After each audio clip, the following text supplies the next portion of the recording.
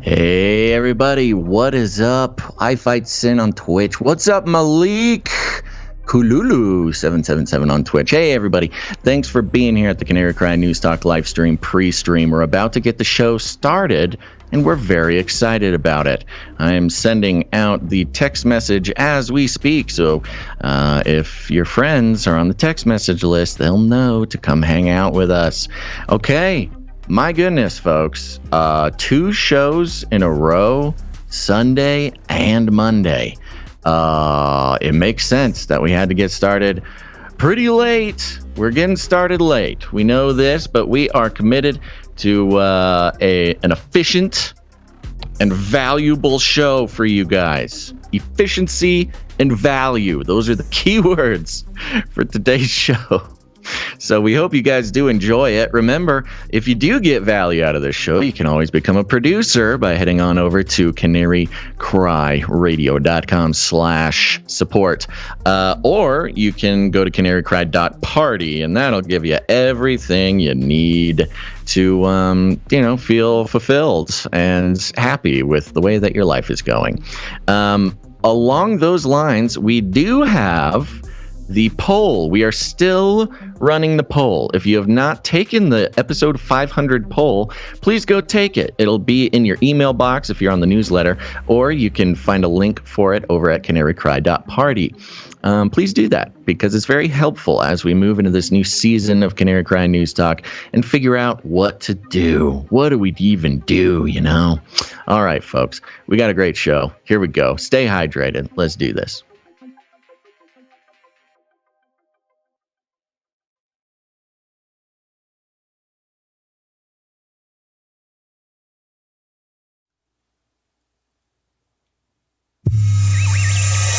The world is getting crazier. People are acting more and more insane. The end of the world is tomorrow. Tomorrow. There's only one thing to do when the world is falling apart. Listen to Basil and Gonz as they discuss this week's news and events through the lens of Bible prophecy. You are listening to Canary Cry News Talk. You're listening to Canary Cry News Talk. Today is June 27th, 2022, and we are live to tape on episode 502. And today, Shamanic Metaconflict.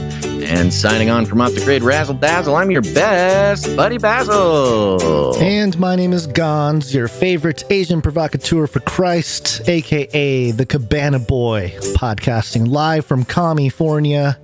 Here to serve you a podcast with the best news, which is the gospel message of Jesus Christ, while reporting the egregious with a well-rounded, biblically grounded take on world events. And there are lots of world events happening between yesterday's show and today's show.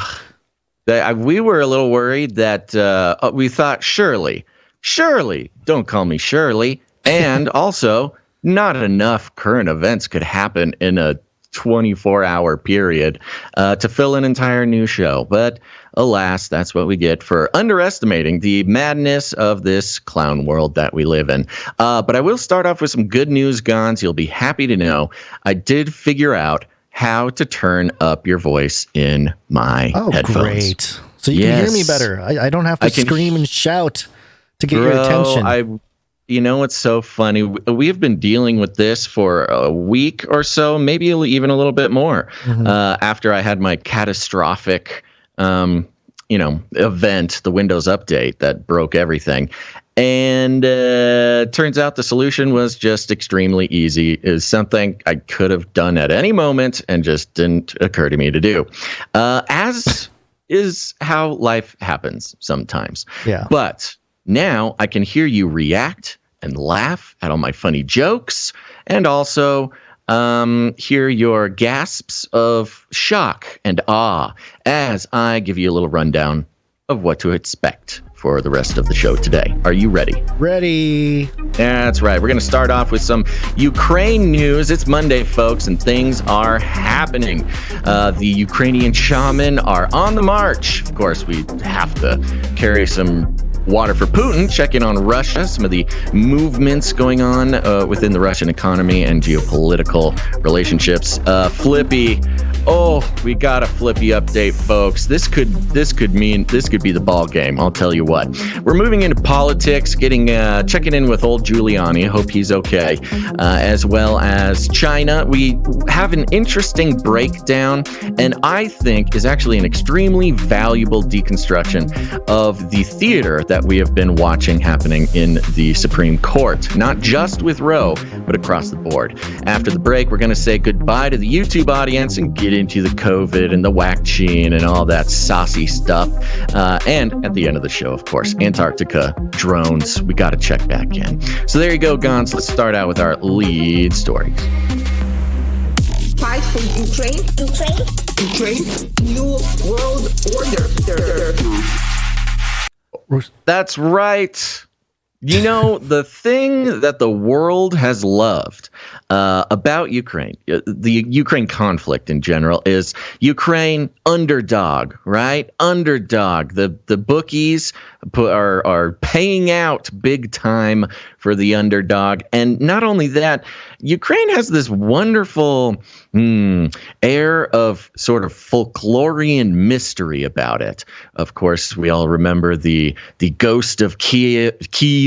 There's the grandma. There was some grandma that had some folklorian tale behind her, giving, what was it, sunflower seeds to Russian soldiers, so when they die on Ukrainian soil, a flower grows. Right. All sorts of fairy tale-esque stories coming out of Ukraine. Well, there's more, Gonz. The Sunday Times is reporting Shaman special forces take the fight across the border into Russia. Dun, dun, dun. Rotor blades clattered in the night sky as the helicopters. Even the reporting on it is like we're reading a fairy tale, like book to a young child who has stars dancing in their eyes. Rotor blades clattered in the night sky as the helicopters streak low over the Russian border. Ooh, on board the men of the Shaman Battalion, an elite Ukrainian special forces unit prepared to disembark deep behind enemy lines. Their mission to destroy infrastructure vital to the Kremlin's war effort was one of the several covert raids inside Russia. The Times has been told by two of the operators who took part and an intelligence officer, the first time Ukrainian special forces have acknowledged taking the fight into Russian territory. The exact targets are classified, but the team's forays across the border help to explain how Russian oil refineries, ammunition depots, and communications networks have been mysteriously sabotaged. Okay, hold on. Stop for 1 second. Mm-hmm. I just want to point out how the secret group, the Shamans, the Shaman Battalion, went into Russia. They're not saying what they did, but also notice the Russian oil refineries, ammunition depots, and communication networks being mysteriously sabotaged. Are they not basically showing their hand here with this article? Well, you'll remember the reports of these attacks deep within enemy lines. Remember the Telegram guy. Remember, most of the reporting came from a Telegram guy, just a guy on Telegram, and none of the mainstream was carrying it. So they got a little note like, don't cover this, please. Right. But you get the UK rags like Daily Mail and Metro.co.uk were reporting it. Which was suspect already. Uh-oh. Refinery, I think a weapons we lost depot. We lost you for like 3 seconds, at least live. Really? Yeah, Dang, it's doing that that's thing so again. Annoying. Yeah, I don't know. I don't know why it's doing that. Yeah, my whole system is like laggy the last couple episodes, so maybe it's me on my end. I wonder if that's you or me. Yeah. I'll do a speed test when it's not my turn to talk. Okay. But the point is, okay. So the reporting had remains of a very specific missile. They've been reporting these as missile attacks. Right. And I'm thinking that these missile attacks were a bit of a rare red herring, and that maybe the photos of the missile parts were sort of planted in the telegram, and really it's an boots on the ground team of shamanistic special forces. Yeah, we need to get back to the shaman battalion. We're doing it. Okay, here we go. Oh, I know. This is great. I just wanted to connect that to people who have been following the reporting on the show. It's all connected is the thing. Okay, it continues. And this is a great part. Sergeants Handsome and 22. What a cool call name. Handsome. I'm Sergeant Handsome. And 22, both aged 25 years old, have been fighting President Putin's foot. Look, it's sad. It's sad, Gonz, when the young, bright-eyed little podcast boy, feel like a grandpa compared to these special forces units. Oh, trust me. That I know how you end, feel, buddy. That just gets worse. Oh, I know how you're feeling, Gonz, but I'm just a baby. Of course, but throughout this article, it goes into more. I don't know. Just keep going because there's a lot here. I'm going. I just needed to have an existential crisis live on air. Both aged 25 have been fighting President Putin's forces since his hybrid invasion of Ukraine in 2014. In 2014, these guys would have been like 18 years old. Exactly. Intelligent, articulate, and in peak physical condition. They were selected for the special forces after years of combat in regular units. Quote, the most interesting missions are working behind enemy lines, planting explosives behind the front lines beyond the border, said 22, detailing a plan to sow confusion and dissent among the enemy that he asked the Times not to disclose. Wow. This is a long. I lost him completely. All right, hold on one second here, folks. Let's see. Let me just get Basil off the call. Maybe he'll call back in. Let me just continue reading until he calls back here. He was in the quote. The most interesting missions are working behind enemy lines, planting explosives behind the front lines beyond the border, said 22. And by the way, for those of you listening, the two sergeants, they're Sergeant Handsome and Sergeant 22, both 25 years old, part of the Shaman battalion. So, okay, they're behind enemy lines, said 22. Handsome added, quote, the Russians don't know what happened. They often can't believe we were there. Both are members of Shaman Battalion, a nickname given to Ukraine's 10th Special Forces Detachment for its almost otherworldly abilities. Now, I find that fascinating that they would be named the Shaman Battalion, and the reason for it being, whoa, there's Basil. Are you there? I'm here. Okay. I'm here, and I don't know why such a catastrophic event would have happened. That was bad. Did your speed computer test turn off? It's just a disconnect, just a pure disconnect. All right. My speed test is fine. Download's a little slow, but upload's looking good. So, okay. I think maybe you should take the reading on this just while I stabilize the system over here. Yeah, I was already kind of doing that. So, yeah, okay. Good. So, where was I? Yeah. Your thoughts, though, that the sentence here, both are members of Shaman Battalion, a nickname given to Ukraine's 10th Special Forces Detachment for its almost otherworldly abilities. Mm-hmm. That's a interesting way to... Spirit warriors, man. Yeah, the spiritual warriors. Yeah, the Shaman Battalion. It is the assault and reconnaissance arm of Ukrainian military intelligence, which means U.S. too. And it accepts only those men who pass the most grueling tests of endurance and survival skills. The unit specializes in diving, parachuting, and mountaineering. Honestly, Basil, in another life, you and I, That's it wouldn't what be I'm Basil saying. and Gonz. It would be Sergeant Sergeant Handsome. Sergeant Handsome. It'd be Sergeant Handsome and Gonz. We'd be battling for Ukraine for all our lives. You know what? I'm only just a couple years too old, I think, is the problem. All these guys are extremely young, but hey, these are the skills. Hit me up, Shaman Battalion. Actually, please don't. I don't want to do that. Don't do that. Yeah, don't use the word hit. I have a podcast I have to do. I don't have time. It has fought alongside British and American troops in Afghanistan and earned a reputation as the creme de la creme of Ukraine's special forces. Quote, "We send them to take on the most difficult tasks because they're the best and the bravest," said a senior Ukrainian intelligence officer there. Excuse me, I'm trying to do a show here. Oh, yeah. I'm not the only one. Yeah, it's kind of just a complete disaster all the time. Quote, "They are hugely important to the war effort. Although the unit was better prepared for February's invasion than other branches of the country's armed forces, it still came as a shock," Handsome said. Quote, "Every day we have been told the invasion would start tomorrow, and then it didn't come," he said. "When it finally started, I didn't believe it."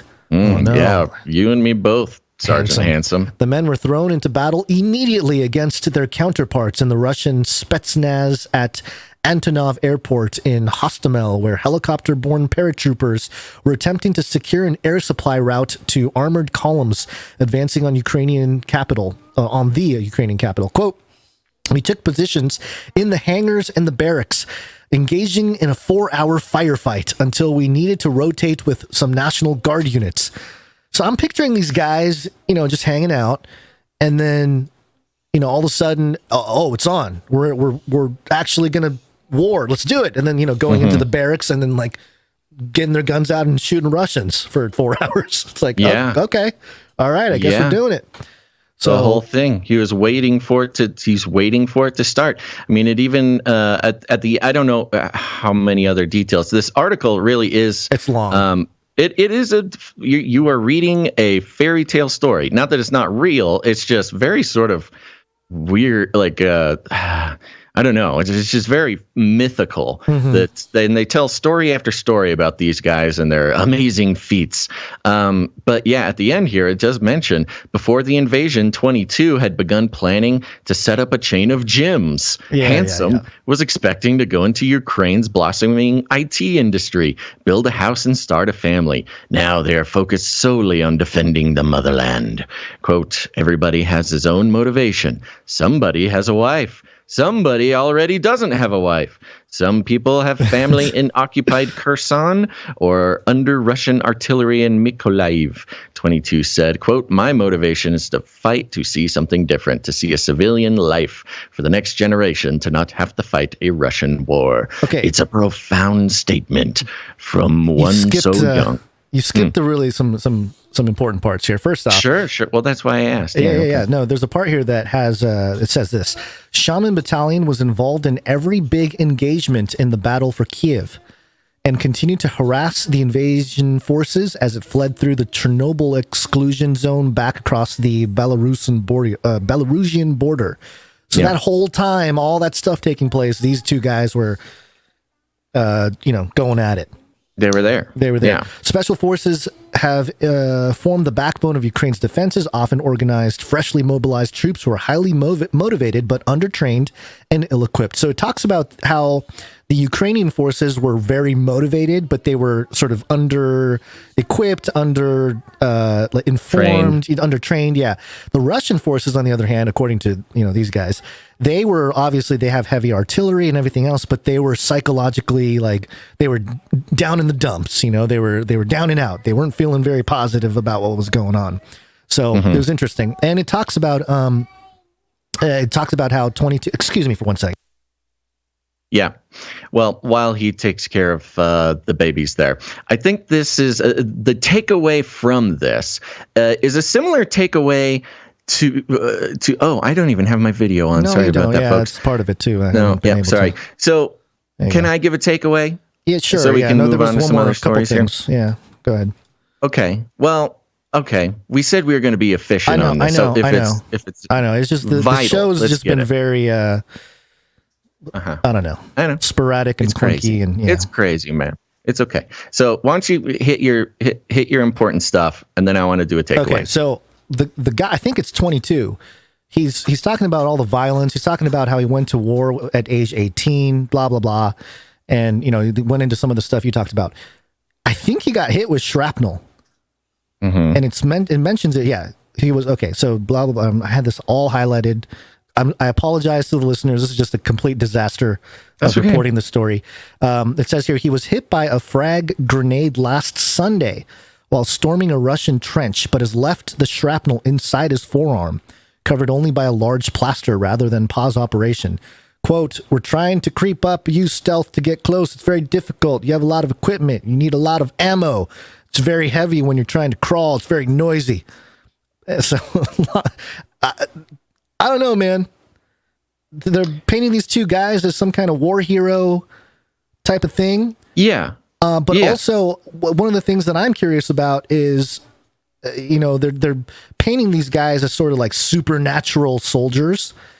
And in the context of what the Russian military people have talked about prior to the whole Ukraine thing blowing up, the whole they want the Scythian, the resurrect the Scythian army and all that kind of stuff. Right. It just makes me wonder if this is just continued steps in revealing the super soldiers in our world, because we haven't really seen perhaps too much of that in the open. But now, with the robots taking over and the revealing taking place, I think we're moving in that direction. Oh, so, you're going full Looney Town with it. Well, I mean the super soldier cybernetically enhanced clone warriors that Putin's been talking about for a few years. The psychology is being set, calling these guys the Shaman Battalion. And making the spiritual connection. Yeah. That's kind of where I was going with this. I mean, I think the whole point of this, and it's been very effective, and we know this because Ukraine has used it before, which is, first of all, the psychological operation. And this is not the first time that this psychological operation has been used in history. We've had I forget the name of them. There's an ancient culture who, very much used this idea of like, oh yeah, our warriors are like they're ghosts. They're like spiritual beings that fight our wars, and they fight alongside us when we go into battle. Yeah, or we are them. It's a whole thing. Right. And the secular historians say like, well, this was an extremely early and extremely effective example of a psyop, of a psychological operation against their enemies. So, because if you can spook your enemies into thinking that you are a ghost or like some sort of demigod or something, it's very effective. And we've seen Ukraine do this a couple times before. And I also think that is very effective. And I think you mix that with the obvious psychological operation or misinformation campaign or whatever that came along with the operations the Shaman Battalion was carrying out in Russia, blowing up weapons depots and oil refineries and things like that, planting fake pictures on Russian telegrams that subsequently get reported to cover their tracks that there are boots on the ground. These types of things. It's an interesting, very ancient, and very effective psychological operation. And at the same time, I think you're correct. Putin has been talking about doing the same thing, except the nature of his psyop, and it may be real, but at least a very effective psyop. He's talking about cloning Scythian warriors, bringing, they talk about their cyber warriors, their super soldiers, their exoskeletons. Many of these things have not materialized on the battlefield. But we can see moving into the future how much of what we get reported to us is the groundwork has been laid by the sort of psychological operation folklore, which is so common in Russia and Eastern Europe, just in regular civilian life, not even just, military life or whatever. Yeah. So I think that this is gonna play into some very big events very soon. Yeah, absolutely. And on the flip side, we got some stuff from Russia. Russia, Russia, Russia, Russia, Russia, Russia, Russia, Russia. You know, the pandemic isn't the only thing that's happened since 1918. According to Bloomberg, Russia defaults on foreign debt for first time since 1918.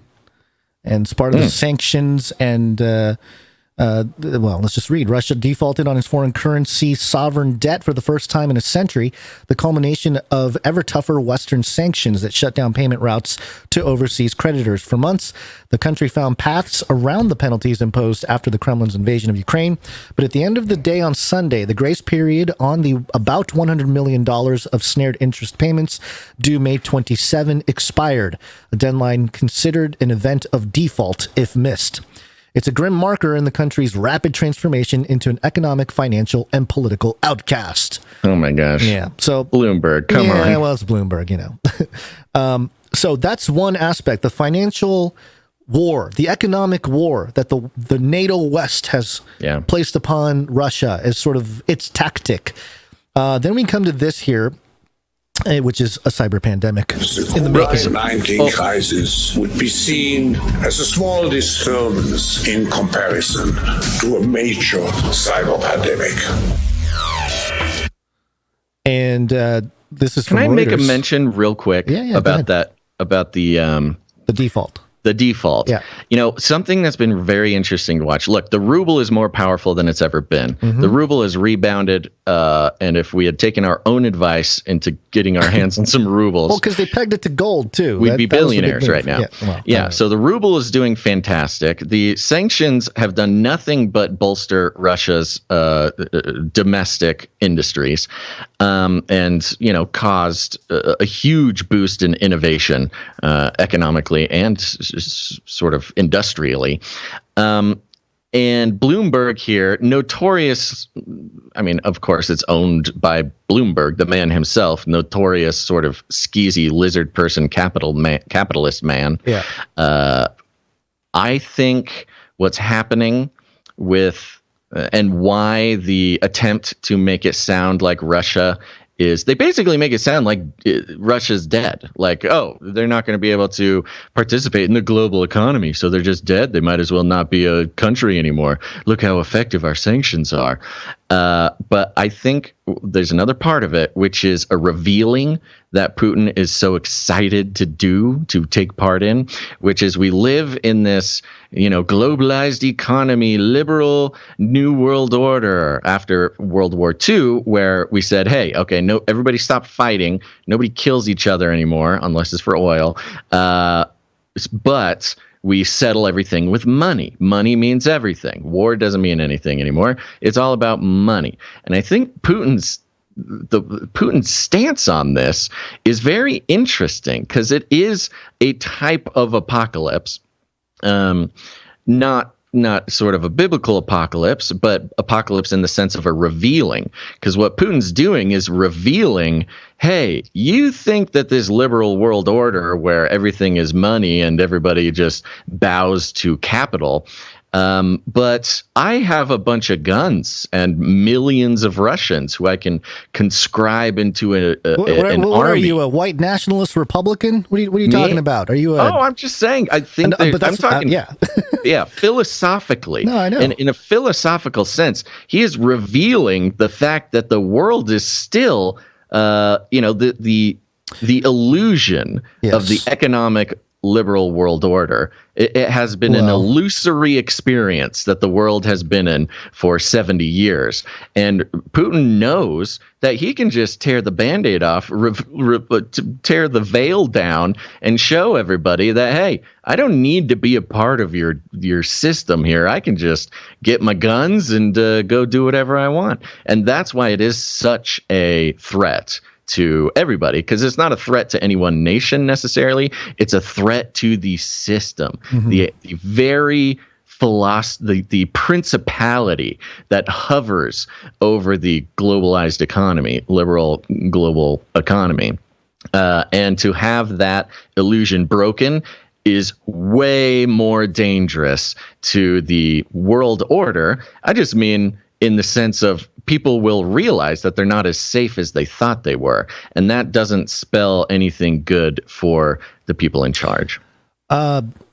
Interesting you say that.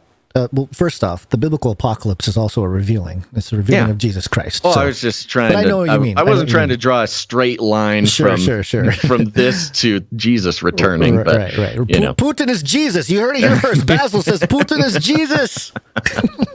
No. So, to your point, let me just mention this Lithuania hit by cyber attack government agency thing.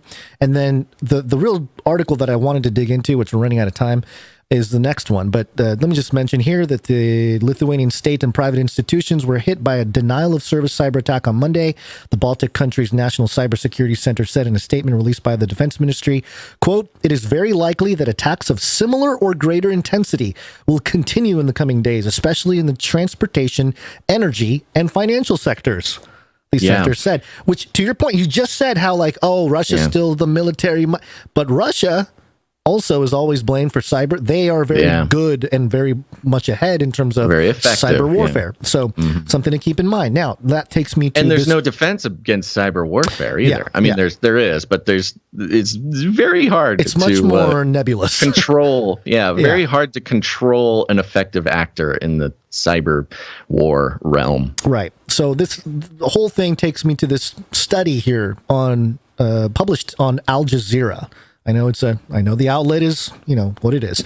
It's a reliable outlet. It's a good outlet. I'm just saying, there are biases inherent. Yeah, there's biases, the headline here, Russia-NATO, 4 political variants under review.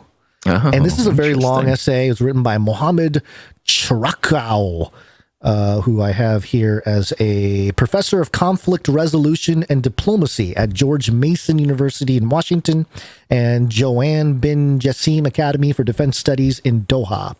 So, well-established guy here. I got some highlights. Okay. And it says here, after the aftermath of the Ukraine war, as a protracted complex conflict has revealed how the Russia-West geopolitical rivalry has entered uncharted territories with an asymmetrical war and unparalleled weaponry. Hard power. Yeah, it's like almost exactly what you're talking about. Whoa, yeah, that's weird. Hard power. I didn't read this. Yeah. I didn't. You brought these stories. I know. That's why there was a logical sort of landing spot for a lot of it. So hard power versus sanctions and other tools of political economy, or sticky power. That's what you're talking about, sticky power.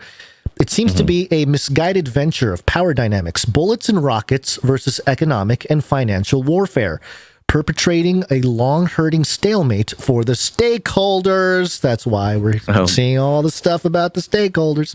I love how, we're conspiracy theorists for connecting this to the Great Reset. However, they just use the Great Reset language. Yeah, I mean, they tell the truth. They just use the coded language. Right. This paper addresses how the standoff between Putin's Russia and Western powers may amount to a new geopolitical paradigm shift and raises questions about the validity of certain conceptual frameworks, the renewal of the Cold War, the imposition of a new world order, and the imbalance of an assumed balance of power. And it's interesting because, let me just finish this paragraph and then highlights. These post-World War II mechanics of detente were prolonged after detente. I had to look that. I didn't know what detente was. And I guess it just means like non-violent times or like non-conflict violent times. Détente.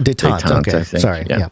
After the fall of the Berlin Wall in 1989 and the dissolution of the Soviet Union in 1991 into the 21st century. Yeah, because the warfare changed to psychological mind control warfare through media and entertainment.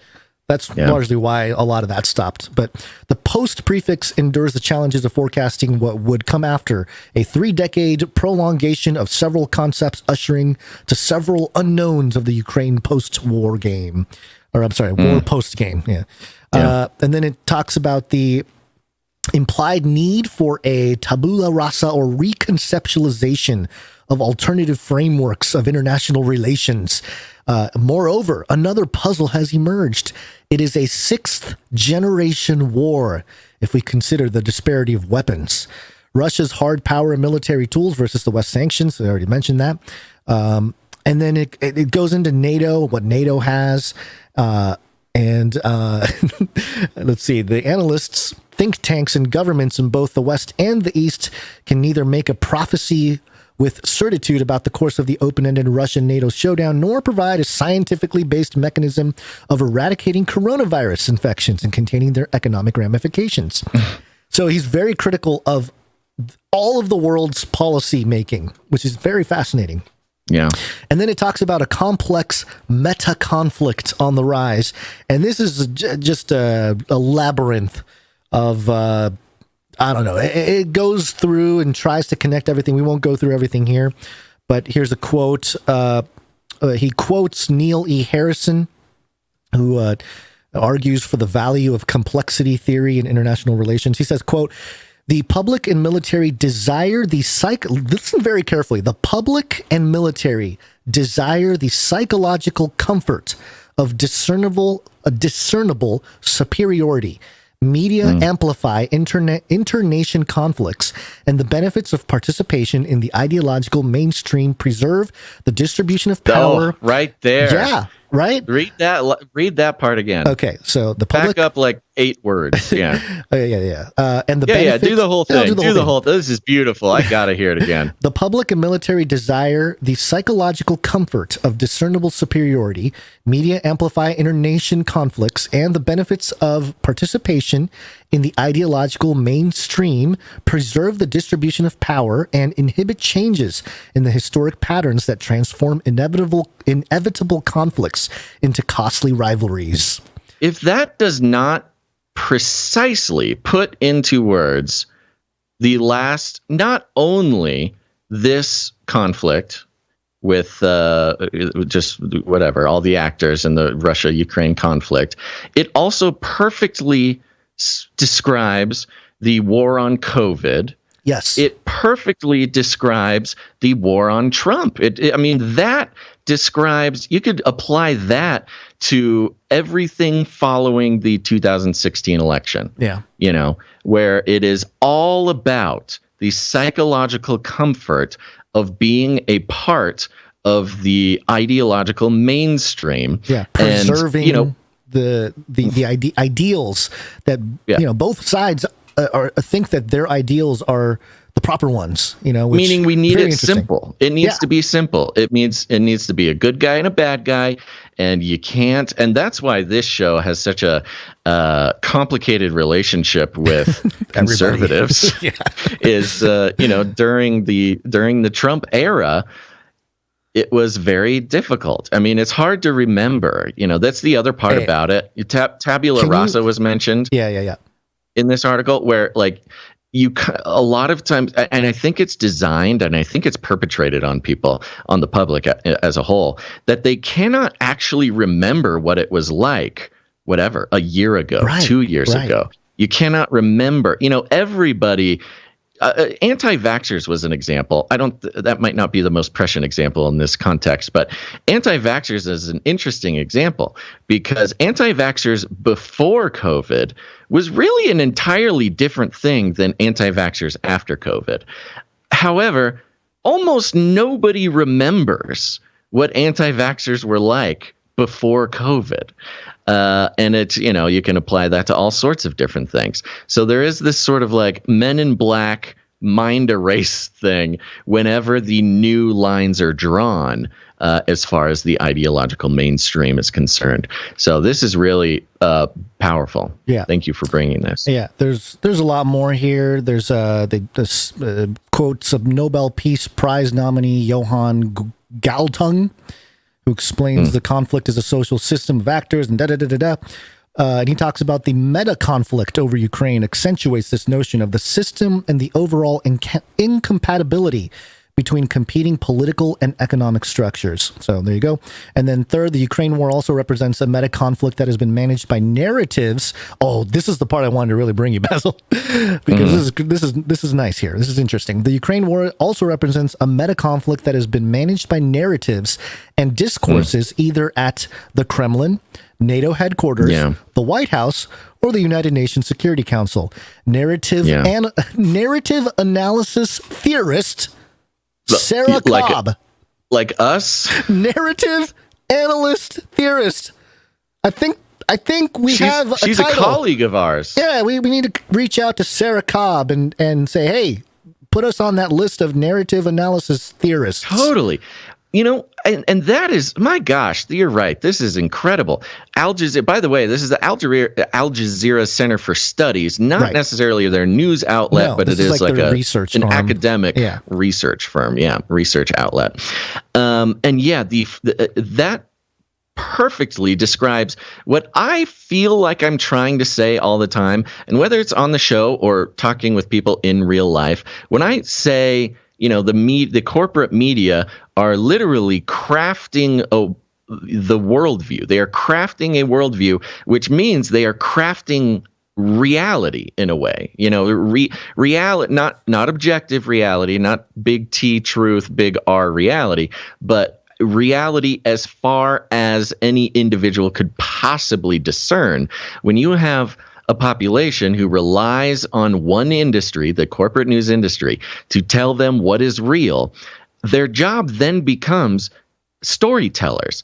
And in this case, in this mass media case, a storyteller literally becomes a crafter of reality. And this, you know, narrative is another word we use for it. So when I say that the corporate news media are like literal wizards, they are that are creating reality for quite literally billions of people base their idea of reality. Perceptions. Yeah, they're shaping the perceptions of the public, which and it's right becomes here. Reality. Yeah. Right. It's right here. Apparently, there's an entire job title for somebody who sees that and spends their time trying to deconstruct the narrative. I would love it's just very powerful. And I hope people are understanding that. Yeah, I would love to interview Sarah Cobb here. Listen to her quote. Yeah. Quote, the discursive process in which people struggle for legitimacy, caught in stories they did not make by themselves, and all too often cannot change. The network of social relationships, histories, and institutional processes restrict the nature of stories that can be told. Conflict, from this perspective, is a narrative process in which the creation, reproduction, and transformation of meaning itself is a political process. A struggle against marginalization and delegitimization for legitimacy is not hegemony. Narratives matter. Like, whoa, you just summarized our whole show. That's the whole point. This show exists. That is crazy. Interview this lady. Well, this is great. We do need to interview this lady. We also need to keep this show moving. I know. There's so but much I'm more going to keep here. this. I know. Here's what I think we might later. Yeah. We might need to make it a segment. You know, we'll have an education segment where we break down this, like the whole school of thought, the whole theory of study here. I think deserves to be returned to on a regular basis. Yeah, because it's nice to know that there is an entire academic field based. We're basically dilettantes flapping around in an academic field that has some very serious study behind it, and makes me feel just slightly less crazy. Yes. So let's keep studying this, and we'll bring it back in further shows. Sure. And I trust everybody is excited about this as we are. Just to end this segment, there is a section titled in this essay, New World Order. Yeah, for good measure. For good measure. Yeah. So we got to talk to this Sarah Cobb person. Yeah. All right. Well, good. And I think with that, Gonz, we need to do some things and remind everybody what day it is. Gary, what day is it? Monday.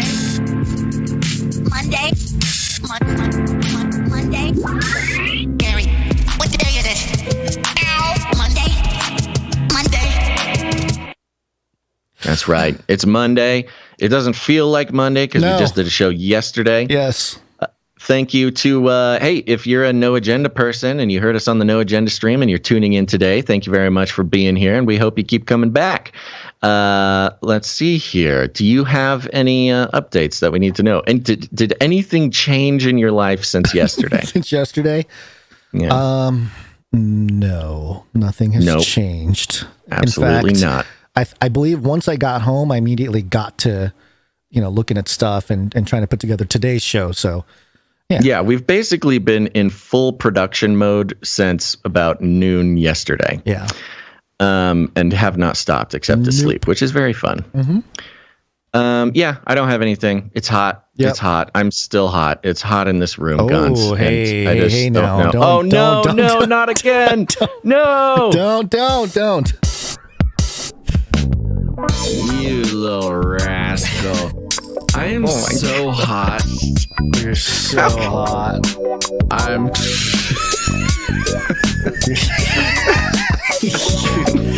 Gonz. I am so hot. I want everybody to picture us How could I have forgotten? sprinkling water on each other in slow motion. No, we're running through the sprinklers. We got the sprinklers going. We got a big glass of lemonade. We're just enjoying the summer innocently, Gonz. Yeah, I'm gonna forget that every time. That's just gonna play all summer, I think. Because every time you complain how hot it is, it will it'll just be a reminder. It'll cool you off. That's the thing about having gone off the grid. Air conditioning, I understand it now, how the rest of the world considers air conditioning a real luxury. Because, yes, I no longer have that power to regulate the heat in my studio. And we both think it's time to thank some executive producers. Executive producers. That's right, folks. We're on the Valley for Value model. No advertisements, affiliate codes, platform partnerships, no nothing. No corporate money whatsoever. And it's the executive producers that come in. I mean, all sorts of producers come in to make this show possible. We couldn't do it without them. But the executive producers come in. They understand that the value of this show is strictly dictated by those who get value out of the show, and not getting value out of the show because we sell them being corporations, your attention and your trust, so they can psychologically manipulate you in order to, convince you to buy things you don't need with money you don't have. No. The only value, and I think this is something we can all agree on, us and the corporations. The only value this show has is directly to the people who listen to it. And when you get value, you are encouraged to put value back in. It's a revolution.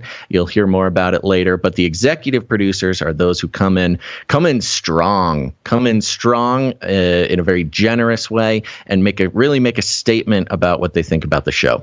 And we appreciate it very much. We've got a couple of executive producers to thank here, starting with.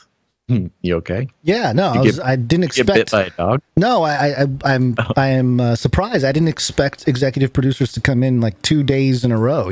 Neither did I. Yeah. It's really unbelievable, and it feels like we are in a really good place with the producers and the executive producers. If things keep going like this through the summer, we will feel safe. We'll definitely feel safe.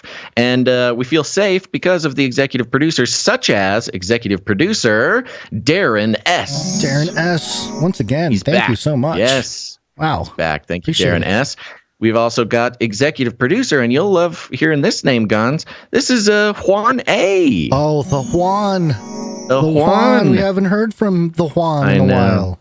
He is the chosen Juan, and he's back. Thank you, executive producer Juan A. Thank you. And we'll read some numbers and read some notes and thank some more producers in our first break. Where'd you find this? Sorry. My fingers. That's right. Thank you.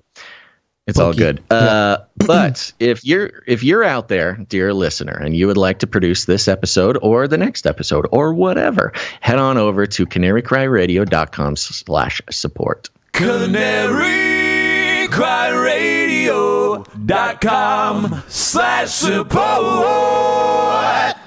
There we go. Okay, well, Gonz, you know what time it is. It's time for the Flippy update. Flippy update. Do you want fries with that? That's right, folks. The Flippy update is, Flippy. He's our colloquial name for the disembodied robot arms that are taking our jobs, enslaving our children, and flirting with our spouses. We use talking about Flippy as a way to explore all the new, fun, and exciting ways that robots are taking over the world and how there's nothing we can do about it. Today's Flippy update is coming from Los Angeles Business Journal, labusinessjournal.com. And we're checking in with the OG Flippy from Miso Robotics. The headline is Miso Robotics Migrates. This is so depressing. Miso Robotics migrates its Flippy software to AWS. No! Wah, wah. And for those who don't know, AWS is an acronym for Amazon Web Services, obviously owned by Amazon, controlled by Jeff Bezos. And AWS, unfortunately, already, I forget what the official number is, but it's something like 50% or more of the entire internet runs on Amazon Web Services. And there's been lots of issues during 2020, 2021, during the beginnings of the cyberpandemic. AWS went down, and it literally took down half of all the internet. And that is it's the single point of failure for the internet, which kind of sped up the process for Web3 guys to get going on their thing. But let's hear what they have to say. Well, hold on. Miso, yes. Just want to say that if it's Jeff Bezos taking over Miso Robotics, I don't like where this is headed. Yeah, we'll see. He's jealous that Elon has his own robot coming out, so he needs to. But I don't know if that's what's happening. Let's see what's going on. Miso, he at least is playing a controlling role in Miso, which is not fun. The mind of Flippy in our housing locations? Yes, he's the daddy of the hive mind. Miso Robotics has partnered with Amazon Web Services to begin testing software using AWS RoboMaker, a simulation service based in the cloud. The Pasadena robotics company is testing the software of its Flippy 2 and Flippy Lite. Flippy Lite? I have never even heard of Flippy Lite. Okay, I'm going to do some research on Flippy Lite for next episode. Automated restaurant products. It said in a release, the autonomous units cook and season a variety of food items, including French fries, chicken tenders, and chips. The move to AWS RoboMaker is another freeze. Hopefully it's not lost. There he is. Continue. Did I get stuck? Yeah, I got stuck again. Little thing, yeah. Go ahead. The move to AWS RoboMaker is projected to allow Miso to run as many as 50 simulations at once and will help the company turn future prototypes into functional products at a much quicker rate, the company's release added. Chris Kruger, Chief Technology Officer of Miso, said that integrating into AWS RoboMaker has been a game changer for the startup to scale its products and make sure the software and its updates are ready to deploy with units in the field. Quote, units in the fields, kind of like the Shaman battalion. We'll have a Robo Shaman battalion run on AWS and provided by Miso Robo. Once a month with again, huh? That's not good. Well, here's the thing. Long story short, this is bad news bears, man. We cannot. Miso Robotics, the beautiful thing about them was that they're this sort of rogue, small money robot company that had quite the success story. And for them to integrate into AWS is a huge no-no. This is going to put them at risk for a cyber pandemic over and over and over and over again. And also, I think you're right, Gonz. I think Daddy Bezos might be making a play to build his own robo army, taking over Flippy, while Elon Musk is working towards creating his much sleeker, much sexier robots. And I think, we talk about the robots becoming sentient and hive-minding their way into some sort of militaristic war against humanity after they've taken our jobs and our children and our spouses and everything. Then they'll come for us. And I think having their brains hooked up to AWS is it. That is the key to the door to the robo-apocalypse. And I'm just saying it now. This is going to mean nothing but trouble for Miso, which means it'll mean nothing but trouble for all the restaurants, including Jack in the Boxes and White Castles and all these restaurant chains that are getting Misos installed. I think this is how it ends, man. They will set down their spatulas and pick up their ghost guns. Yeah, these all these fast food restaurants with flippy arms, they will be kind of like human slaughterhouses in the future. Yeah, exactly. Yeah. So be careful about the burger you're eating there at White Castle, because who knows? These little AWS hive mind nodes could already be planted. They're loosening screws in the deep fryer. They're kind of picking up scrap parts. Saboteurs. They're secretly building, some weapons underneath the workstation in the kitchen for when it's time to activate the sleeper cells. Yeah, the thing that's interesting to me is how they're going to run. They're all stoked about. Oh, we're going from 12 simulations to 50 simulations. And it's like, wow, you guys literally going through like multiple possibilities. Yeah, and potentialities, and then learning, right? And then, it's just it is trippy. Yeah. It is kind of does connect with kind of a multiverse, Doctor Strange type of thing. But yeah, this is the trap. I mean, they fell into the trap, the scale trap, the scaling trap. They've been told that they could never scale and become the ultimate robo-controlling corporation in the world unless they bend the knee to Daddy Bezos, and it's really unfortunate. And I think it's funny that this is announced immediately after the ending of their Round E investment. I was going to say, who was one of our producers? One of our producers is in Miso Robotics. I mean, I pray that it works out well. I'm sure it will. You got to know when to get out. But is, I mean, that's the thing. To the business world, this scalability of AWS, that does mean they are going to become gigantic. Yeah. And do I cringe a little bit at the fact that I did not invest before this news came out? Yes. But there's nothing I can do about it. I'm doomed to a life of value for value. But there you go. That's your Flippy update for the day, for the life. I almost said that's your Flippy update for the life. That's it. Go to CanaryCry.Party. Put it in your URL to have a party before Flippy hurts us. Yeah, find all the ways to watch the show, listen to the show, connect with the community, share the show, and even produce the show. Welcome to CanaryCry.Party. It's the place you wanna be. So say, welcome to CanaryCry. Gameplay, CanaryCry.Party.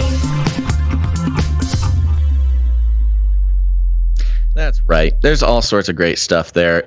Number one, you can take our poll, the new chapter of Canary Cry News Talk. We got a poll there at the top of CanaryCry.Party.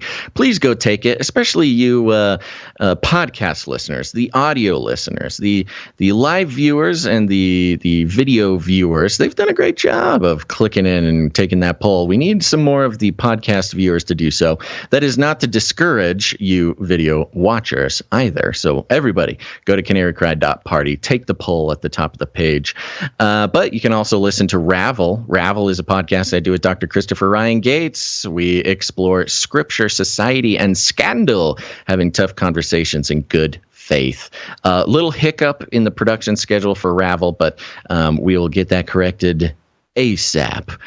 But go ahead and check out Ravel. You can play it right there on the page at CanaryCry.Party. Make sure to subscribe to the Canary Cry Clips channel. You got to do it, folks. You got to do it. Clippable, careable, shareable clips of the show. The segments of this long show are made into bite-sized little morsels that you can share with your friends. You can review the information if there was a segment that you enjoyed and want to listen to again. Whatever the case may be, go check out. There are some people now who just don't even watch the whole show. They just go catch the clips, which is not a bad way to do it, actually.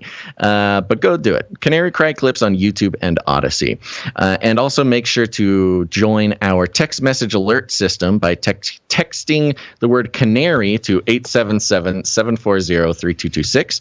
That's the word canary to 877-740-3226. Man, memorizing a phone number makes me feel like I'm 12 again, before everybody had cell phones and numbers at their fingertips. Yeah. It's like my brain lost the ability to. I think that is a thing. We used to be much better with our memories, but now with the phone, nobody knows anybody's phone numbers. Yeah, no, now with the phone, these kids with their phones. So there you go. It's Latin for many. Now suck your blood. Now politics. Oh, hold on. Rewind, Gonz. I thank you, Contrite Spirit in the chat, reminded me I'm supposed to do a plug. I've got a special plug. Get that NWO Fantasy League jingle ready. Okay. Yes. Thank you for reminding me. I was on View from the Bunker yesterday, and everybody should go check it out. View from the Bunker with Derek Gilbert talking about the New World Order Fantasy League.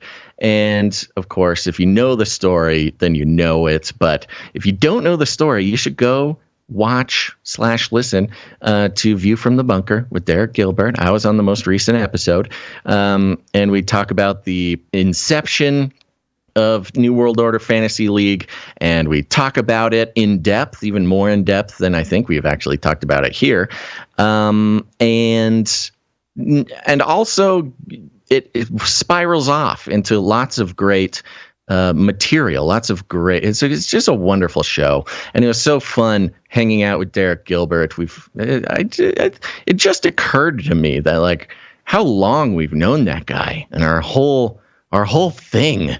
He's played such a big role in it, and I'm so grateful for that. And he's such a kind person and such a fun person, and it really shines through in our conversation over there at View from the Bunker.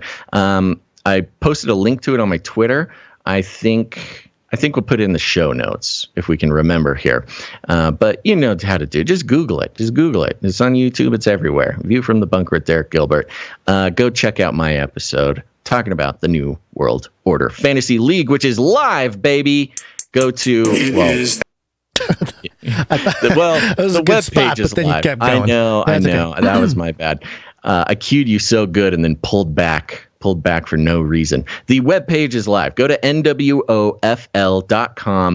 Fill in your email to reserve your place in line. You gotta. This is for real. This is not for funsies. For realsies, you need to go reserve your place in line, because we will just be going down the list chronologically of people who signed up to be a part of it once the beta is over and it's all ready to go.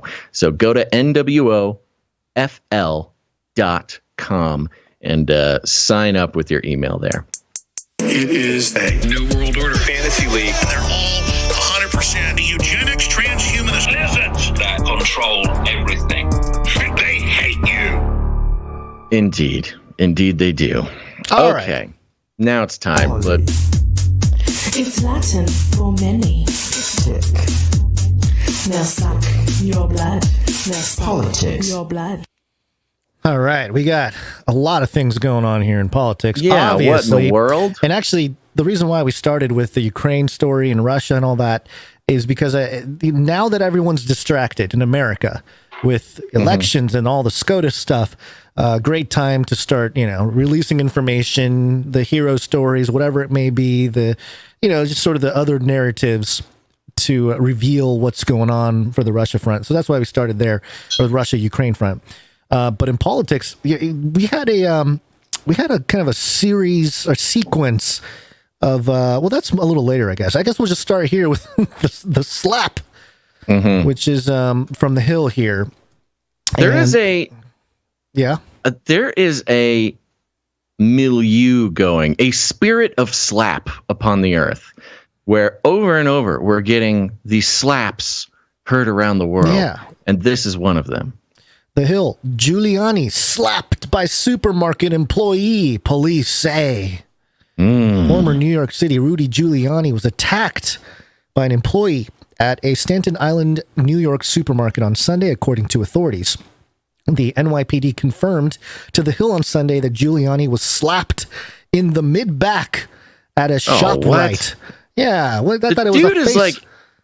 The dude is like 80-something years old. You cannot slap an old man in the back like that. That is extremely dangerous. Yeah, it sounds like you have experience hurting old people when you don't intend to.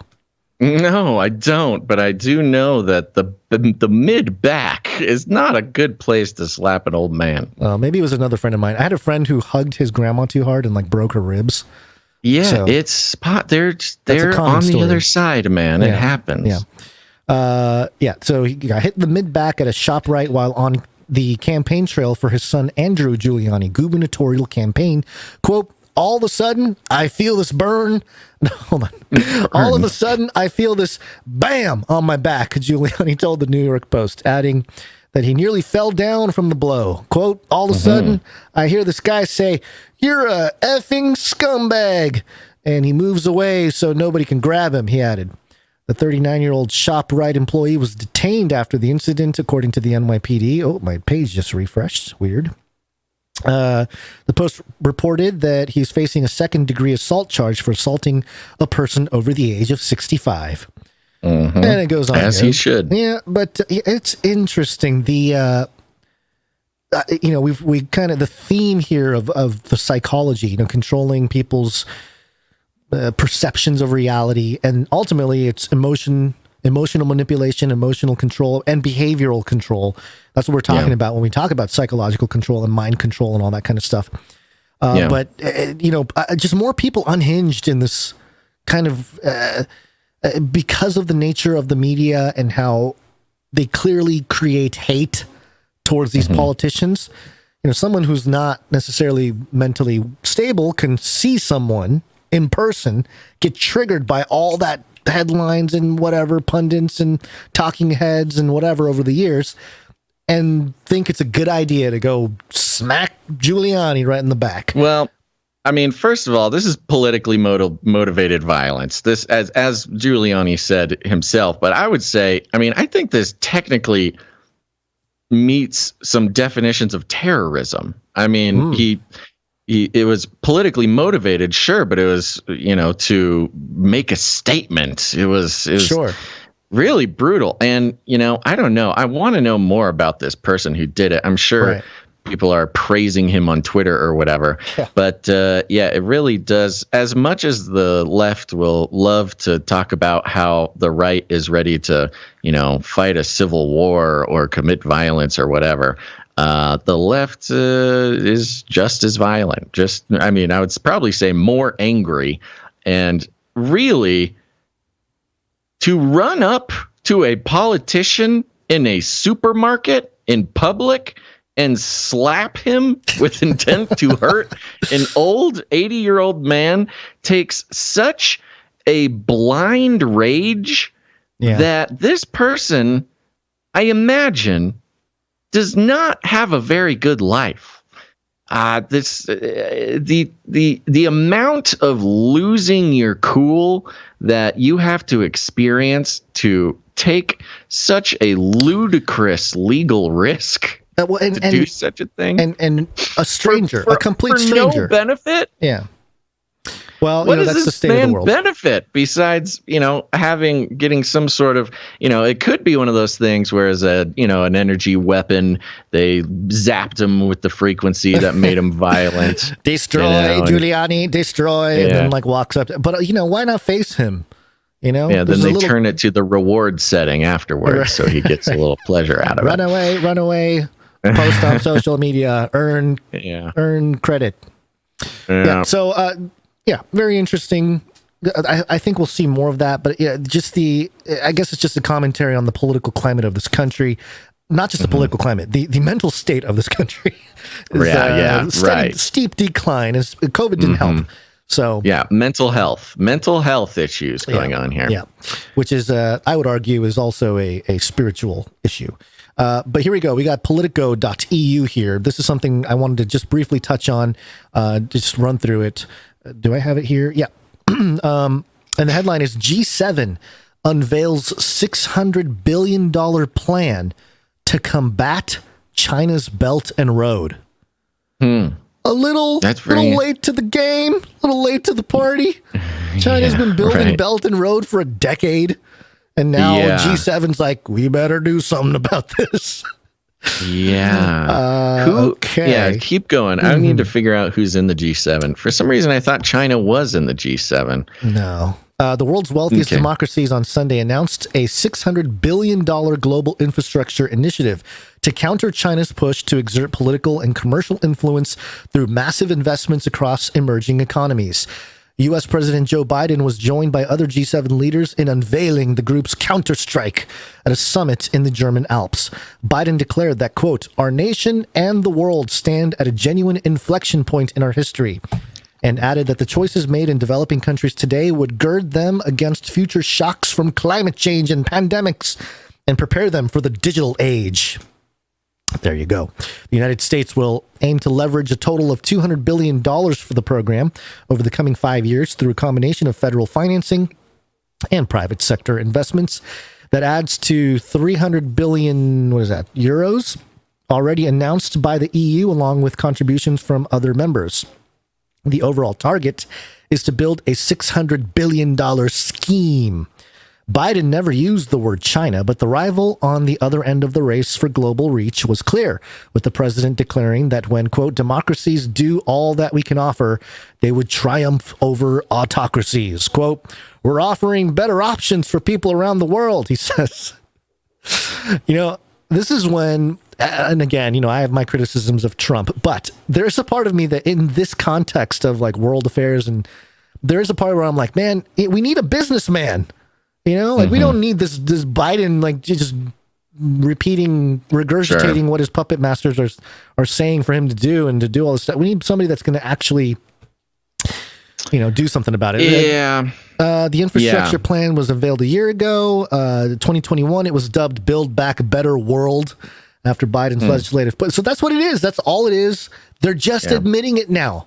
They're admitting publicly what this whole Build Back Better was. It was to combat China's Belt and Road. And just for people who, may not. Which, by the way, they were all. A lot of this.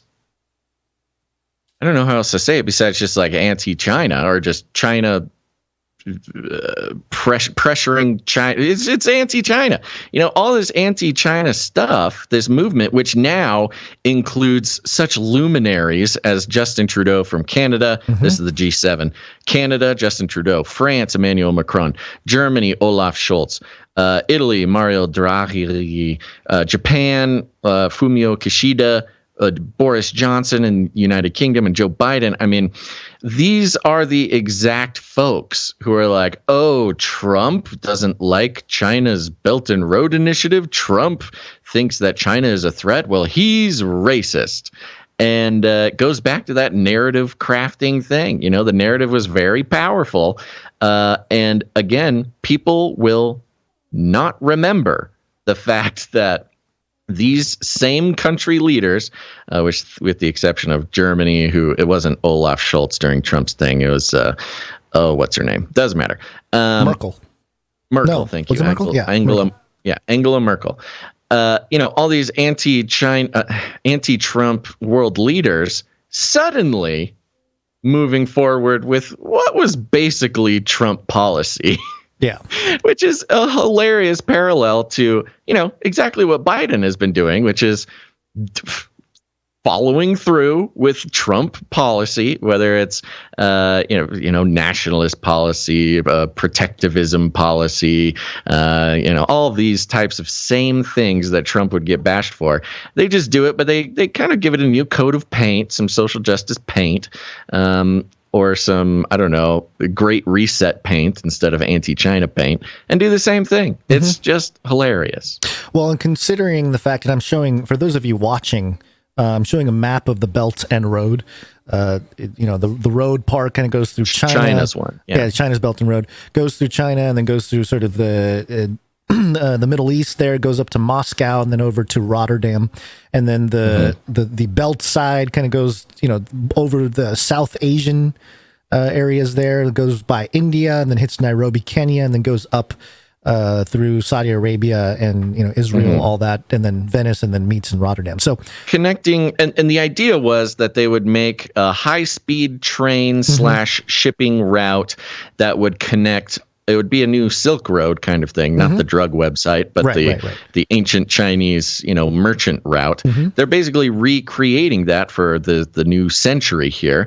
That would make China central to all trade throughout that hemisphere, obviously not coming over to the Americas, right? But the rest of the world would all be directly linked with China. And the Russia-Ukraine crisis, what that's doing is it's causing Russia to basically team up with China in this sort of infrastructure of the East, and because you look at the G7, they're building this anti-China Silk Road combat thing on one hand, and on the other hand, they're saying like, with the NATO, they're like, we thought Russia was going to be part of the European crew, but I guess not. I guess you can go with China.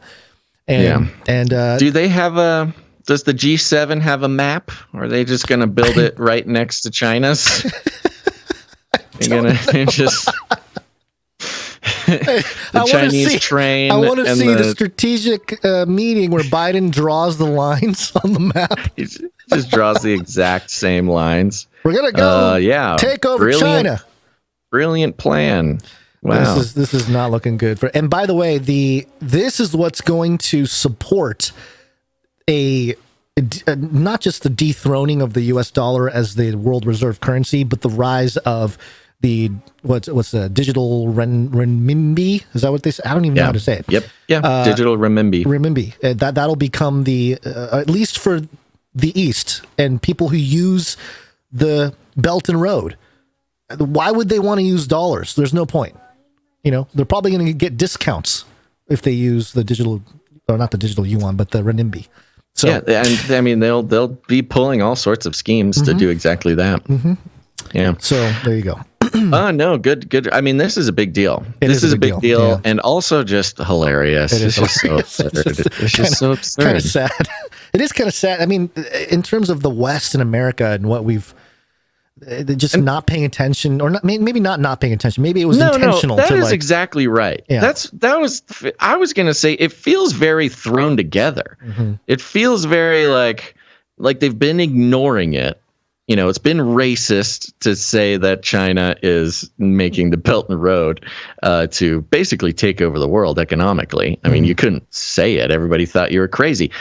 Again, back to the people not remembering, talking about the Belt and Road Initiative was as conspiratorial as talking about the Great Reset was, in 2016. Yeah. And the Chinese have been doing. Oh no. Frozen again. Oh, he's back. Are you back?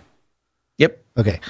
I didn't hear the last part of what you said there. We need to figure this okay. out. I'm just saying it's just silly. It feels very thrown together, and it seems like they've been ignoring it because whatever. I don't know why. They probably had an economic. They stayed the economic and maybe political connections that so many Americans had with China probably kept them, and maybe this was China's plan all along, that kept them kind of distracted, kept them basically paid off almost to not pay attention. Keep the millions going to the Biden family, and they don't pay attention to the thing. But it also fits into the Great Reset war for the New World Order, the East versus West that we've been tracking. And here's my question to you. You had mentioned, I think it was the last episode or maybe the episode before that, how, or maybe you were, I don't know if you were agreeing with this sentiment or you were just sharing it, but this idea that China's in trouble, that because of all the global supply chains being disrupted to China, that China's in big trouble. Do you still agree with that, with this kind of thing happening here? Is this, or do you think? I do, and I even more so now think it's on purpose. Because the Belt and Road was supposed to secure the future of China. That's the purpose, and that's why they would invest ludicrous amounts of money and political capital to make the Belt and Road a real thing. Right. Is because they know that without the security and the speed and the good deals, the economics of the Belt and Road, they would not be able to get the amount of imports that they need to continue to dominate. However many billion, what is it? What's sustain the or population? grow. Yeah. They can't sustain or grow without imports, and now that they're being sort of cut off because of their connection to Russia and everything else, they're at risk. So I think they're speeding up the Belt and Road, and I think that the G7 moving forward with their version of the Belt and Road is on. I mean, it's brutal. I think it's as brutal as the sanctions on Russia, because they know that if they can outplay the Chinese Belt and Road and outspend and out shame and out pressure and out everything and take that away from them, China will be bending the knee soon enough. They have to. They have to bend the knee if they do not get the Belt and Road, not just to exist, but to dominate. They have to dominate. Maybe the G7 thing is to build literally right next to the China's Belt and Road, and then, just plug in explosives, every few miles. Literal war. No, they would do economic war. They would just undercut every attempt for the Chinese to do deals. And, it's this, if they do the same shipping routes, the same economic, the logistics routes, all they got to do is undercut them by a penny, and China will be put out on almost every benefit that they were hoping to receive. I think that I maintain it even more. This is an economic war on China. They know that they can totally sabotage the future of China, and China will have to bend the knee. And if they don't, they're gone. They're not gone. They're just reversed into some sort of developing country status. And one could argue that will create a wave of depopulation in China. Yeah, absolutely. And it would be horrific. And that's what I'm saying, though. It's kind of interesting because they would come crawling back for humanitarian aid to the West. Maybe, but the victory over China that the West will, declare, I guess, will come at the expense of a depopulating China. Absolutely. It's totally brutal. It's war. It is as brutal as the sanctions. Now, let me be clear. I don't think they're going to pull this off. I don't think Biden. We're talking about G7. I don't think G7 is going to pull this off in any meaningful way. I want to be very clear. The ramifications I'm talking about are very real, but I do not think that Biden and Trudeau and these weaselly, wimpy leaders have what it takes to get this done. Especially because they're really just doing it for old Daddy Klaus. I mean, they're not doing it for God and country. They're doing it for Daddy Klaus. Well, I'm sure if China advances and it looks like they're going to win the war, you'll see Klaus, reach out a hand, and he already has. But I'm just saying, even more so. He'll reach out his pinky ring, and everybody will bend the knee and kiss the ring. Yeah. Okay. Let me run you through some interesting stuff with the Supreme Court. Just Supreme Court. Let's go, baby. Supreme Court. Yep. Okay, so we still don't have a Supreme Court jingle. Supreme Court. SCOTUS. Let's start with the Mary Miller clip. Wait. You really don't? We don't have any jingle for this. We don't. I really liked your acapella though. Supreme Court SCOTUS. Yeah, there you go. There you go. Take that sample, make something, people. Okay. Let me take it. Go do it. Yeah, I have the clip. We're going to start out with the clip. This is a clip. You've heard it. You've already heard it, but it's fun. But it is very important for the breakdown I'm about to get you. So this is Mary Miller at a Trump rally responding to the Roe versus Wade decision and makes a little whoopsie doodies. President Trump, on behalf of all the MAGA patriots in America, I want to thank you for the historic victory for white life in the Supreme Court yesterday. No. Oops. Victory for white life. Her campaign Victory says for white life. Do you want to hear? Daisies. Do you want to hear the little thing they got on CBS? Yeah, I haven't seen it. Campaign says she misspoke and stumbled while trying to say right to life instead of her white life. Her campaign also adding Miller has the most pro-life voting record in Congress. Congresswoman Miller is facing a high-stakes primary race tomorrow against another incumbent Republican, Rodney Davis. After this weekend's controversy, Davis said Miller's comments were part of a pattern of disturbing behavior and referenced a situation last year when Miller made an approving reference to Hitler. She later apologized for that reference. Oh, they just leave it there, don't they? That is hilarious. They don't tell you what that reference was. So I had to dig it up, and I had forgotten about this. Yeah. But yes. So real quick, New York Post Rep. Mary Miller says Hitler was right on one thing during Washington D.C. rally. So she's kind of walking around this rally and talking to people. And she's speaking to Moms for America. Somebody's videotaping, and here's the quote. Quote, "Each generation has the responsibility to teach and train the next generation." Video shows Miller saying, quote, "If we win a few elections, we're still going to be losing unless we win the hearts and minds of our children. This is a battle. Hitler was right on one thing. He said, whoever has the youth has the future." Yeah, this is not a good look. No, you're not going to get out of that one, lady. You just can't say that. And honestly, you could make a case for we get what she's saying, but it's why for the other why side? Even bring Hitler up in that sense? Why was Hitler even on your mind? You could just say we need to, get the minds of our children on our side. I'm sure other people have said that. You didn't need to quote Hitler there. Yeah. So, and that's kind of the thing with this, it's a whoopsie doodles. And I do believe that it was on the teleprompter, the right to life, not white life. But it is weird, and who knows, people have postulated about the Freudian slip and stuff like that. Sure, I don't know the lady. It's such a perfect thing because it's actually a Trump rally. Trump's standing right behind her. Perfect. He's standing there with his little smile, his kind of funny Trump smile, I think it's hilarious. He does this face where he does this little smug little thing and he kind of looks around a lot. Mm-hmm. You know what I'm talking about? And he kind of moves around, kind of jerks around like a bird a little bit. And he can't move his neck very well. So kind of his whole body does it.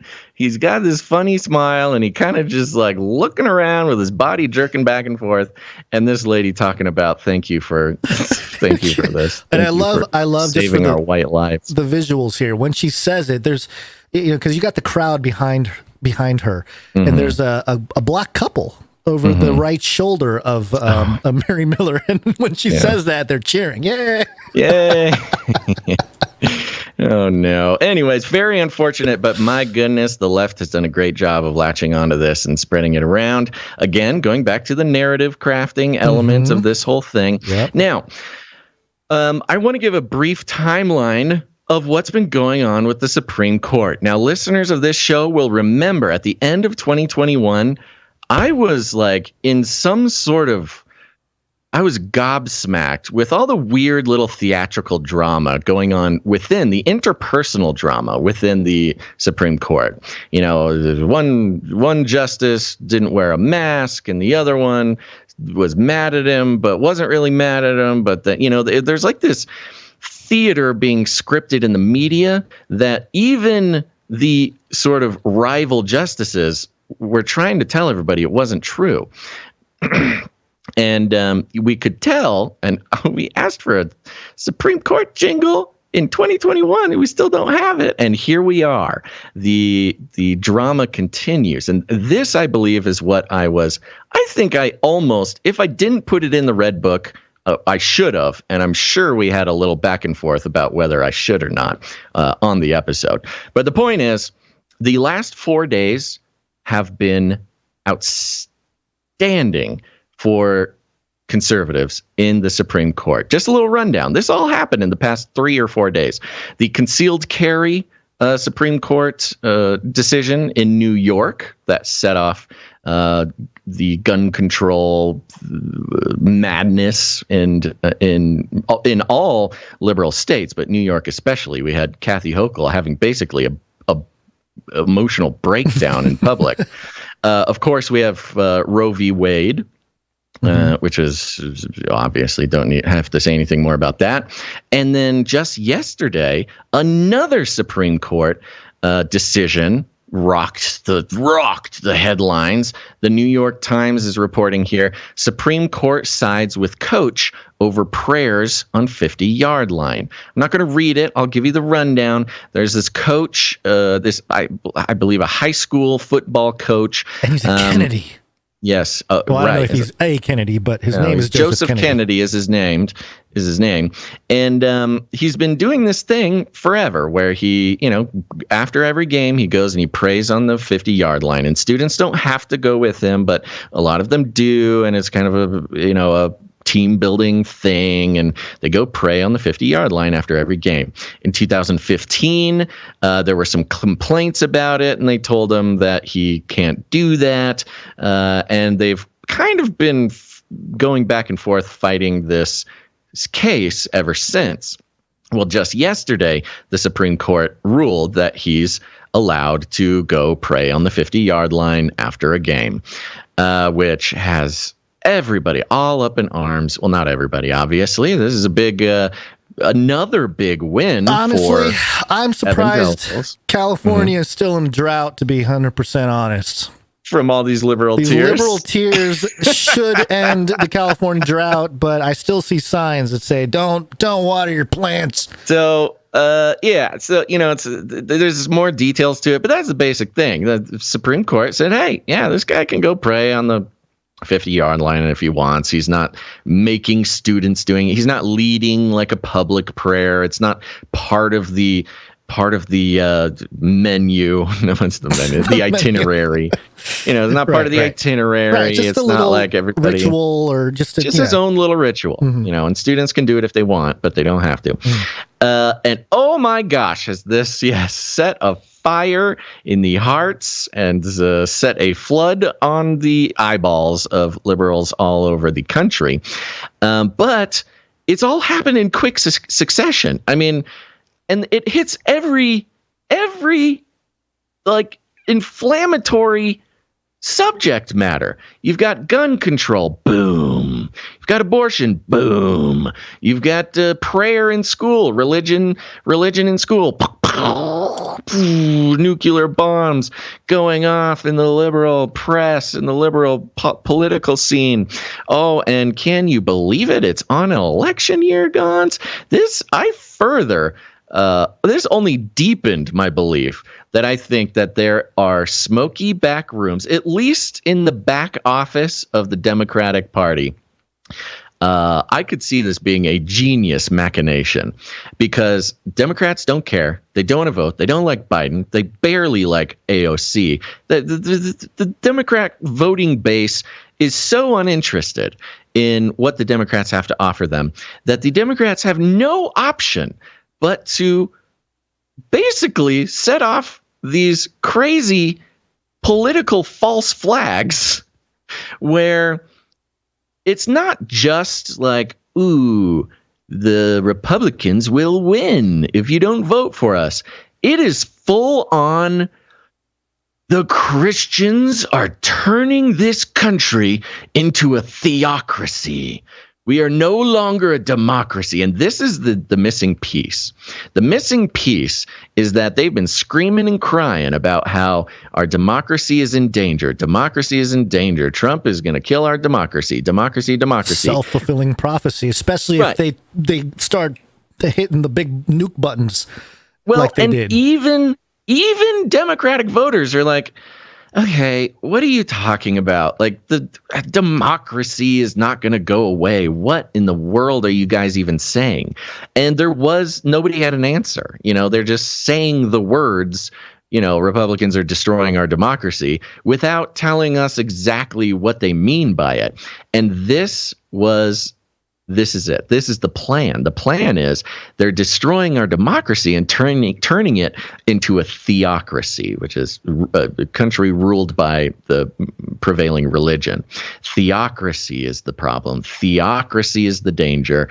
Democracy will go away and theocracy will replace it. This was the missing piece for the entire, goodness gracious, at least year since January 6th, where our democracy is in peril has been the rallying cry. And now they have it. It's a theocracy because in 4 days, those dang conservatives put their biblical, the biblical radicalness into the law of the land. Now, it's not law of the land. Supreme Court does not make laws, but most people don't know that, so they can just keep saying it. You got the gun thing, you got abortion, and now you got prayer in schools. Ooh, danger. And this is reflected by TheGuardian.com. The headline, Alexandria Ocasio-Cortez calls the Supreme Court justices to be impeached. Impeachment! Oh, Gonz, we're going to do another impeachment. Political pressure is mounting on Joe Biden to take more action to protect abortion rights across the U.S. as Firebrand, New York Congresswoman AOC called for Supreme Court justices to be impeached for misleading statements about their views on Roe v. Wade. And this is where she gets them. Ocasio-Cortez remarks took aim at Justices Brett Kavanaugh and Neil Gorsuch. Both were appointed by former President Donald Trump. Ooh, that's not good. And had signaled that they would not reverse the Supreme Court's landmark 1973 decision in Roe v. Wade during confirmation hearings, as well as in meetings with senators. So her whole case here for impeachment is, hey, look, these guys lied during their confirmation hearings. Confirmation, yeah. Right. They lied. They said they were going to do one thing and they did the exact opposite. And that I don't know literally anything about Supreme Court impeachments. I didn't even know it was possible. So I've got some reading to do. But it is possible. There's actually, I obviously think it is possible. I just had never considered it before. I think it is. There is actually something here, especially because Biden since then has come out and stated that he's not going to pack the courts and not get rid of the filibuster, and still saying these things that Democrats hate for him to say. And so impeachment may be the only way for them to move forward with this. Yeah, it says here. Excuse me. House members can impeach a judge with a simple majority vote, but to be removed from office, a justice would need to be convicted by a 2/3 majority of the Senate. Yeah, so it's the same process. Same process for the president. It's going to be very difficult to do that, especially with the red wave that we're all riding right now. So well, and who knows? I think the red wave might be in danger now. It's possible. Yeah, to your point about this kind of like a psyop, the false flag of the Supreme Court giving the conservatives what they've been fighting for so long as a way to activate the other side of the aisle, and the sort of just the pendulum that we've been talking about swinging back and forth. Yeah. To your point, I think there's going to be a lot of bait for conservatives, people like us, people that, lean conservative and spiritual belief and Christians especially. And I think on one hand, there are legit concerns. On the other hand, there is sensationalism that takes place. So I think it'll be important for us to be very vigilant in what we consume.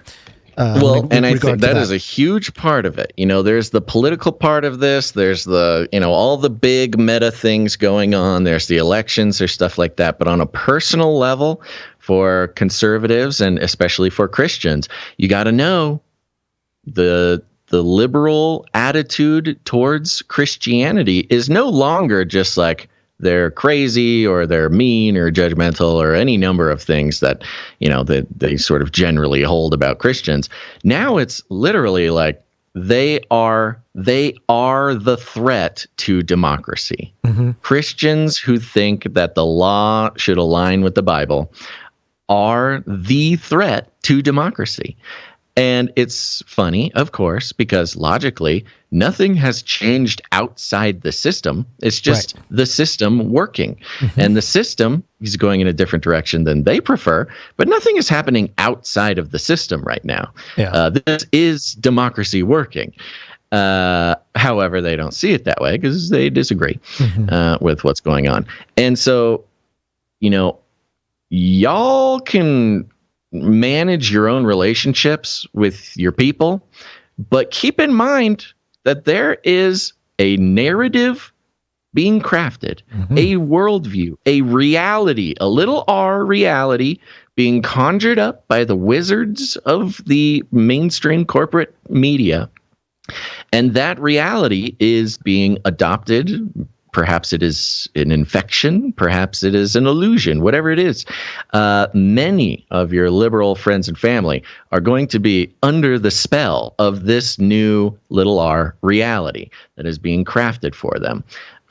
And you just need to keep that in mind when having conversations, when, whatever, just in everything. Yeah. And I'm not telling you what to do. I'm just saying, it's good to keep in mind that they see you as the literal enemy to democracy. And the idea being that you, a dear Christian, want to replace our democracy with a theocracy. And it is, I do fear just a little bit that we have not seen the end of this or even the pitch of the squeals of how intense this reality will sort of take root in people's minds. Isn't it interesting that Republicans have been saying that the liberal left and the progressives are bringing in communism, authoritarianism, and they're destroying the country. And now the liberal Democrats are saying the conservatives are bringing in their theocracy and they're destroying the country. And guess what? Fascism. Guess what? We're both destroying the country. Not we, but just both parties are destroying the country by... Well, just like Sarah Cobb said in that Al Jazeera paper, it is the narrative itself that creates the conditions that destroys the country. Yeah. It is not, without that narrative being created and installed in the operating system of the culture, it wouldn't happen. But it is simply the fact that the narrative is created, the wizards have conjured the illusion and have laid it over the eyes of the country on both sides, by the way. Yep. The libs have their version, which is the theocracy, and the conservatives have their version, which is the communism and things like that. Or straight up Satanism. Demonic power. This girl must be bracketing witchcraft. Just real quick, just to your point here. No, you're killing it. Do it. CBN News, the Christian perspective. This is probably one of the biggest, one of the biggest, right? Mainstream, you can call it Christian outlets. It's the closest thing to a mainstream Christian outlet. Sure. Yeah. Okay, and the headline here: Evil Row reaction. Witches, warlocks attack Christians with guttural growls, demonic curses, Satanists to create own abortion facilities. Oh no! And I mean, their header looks like a.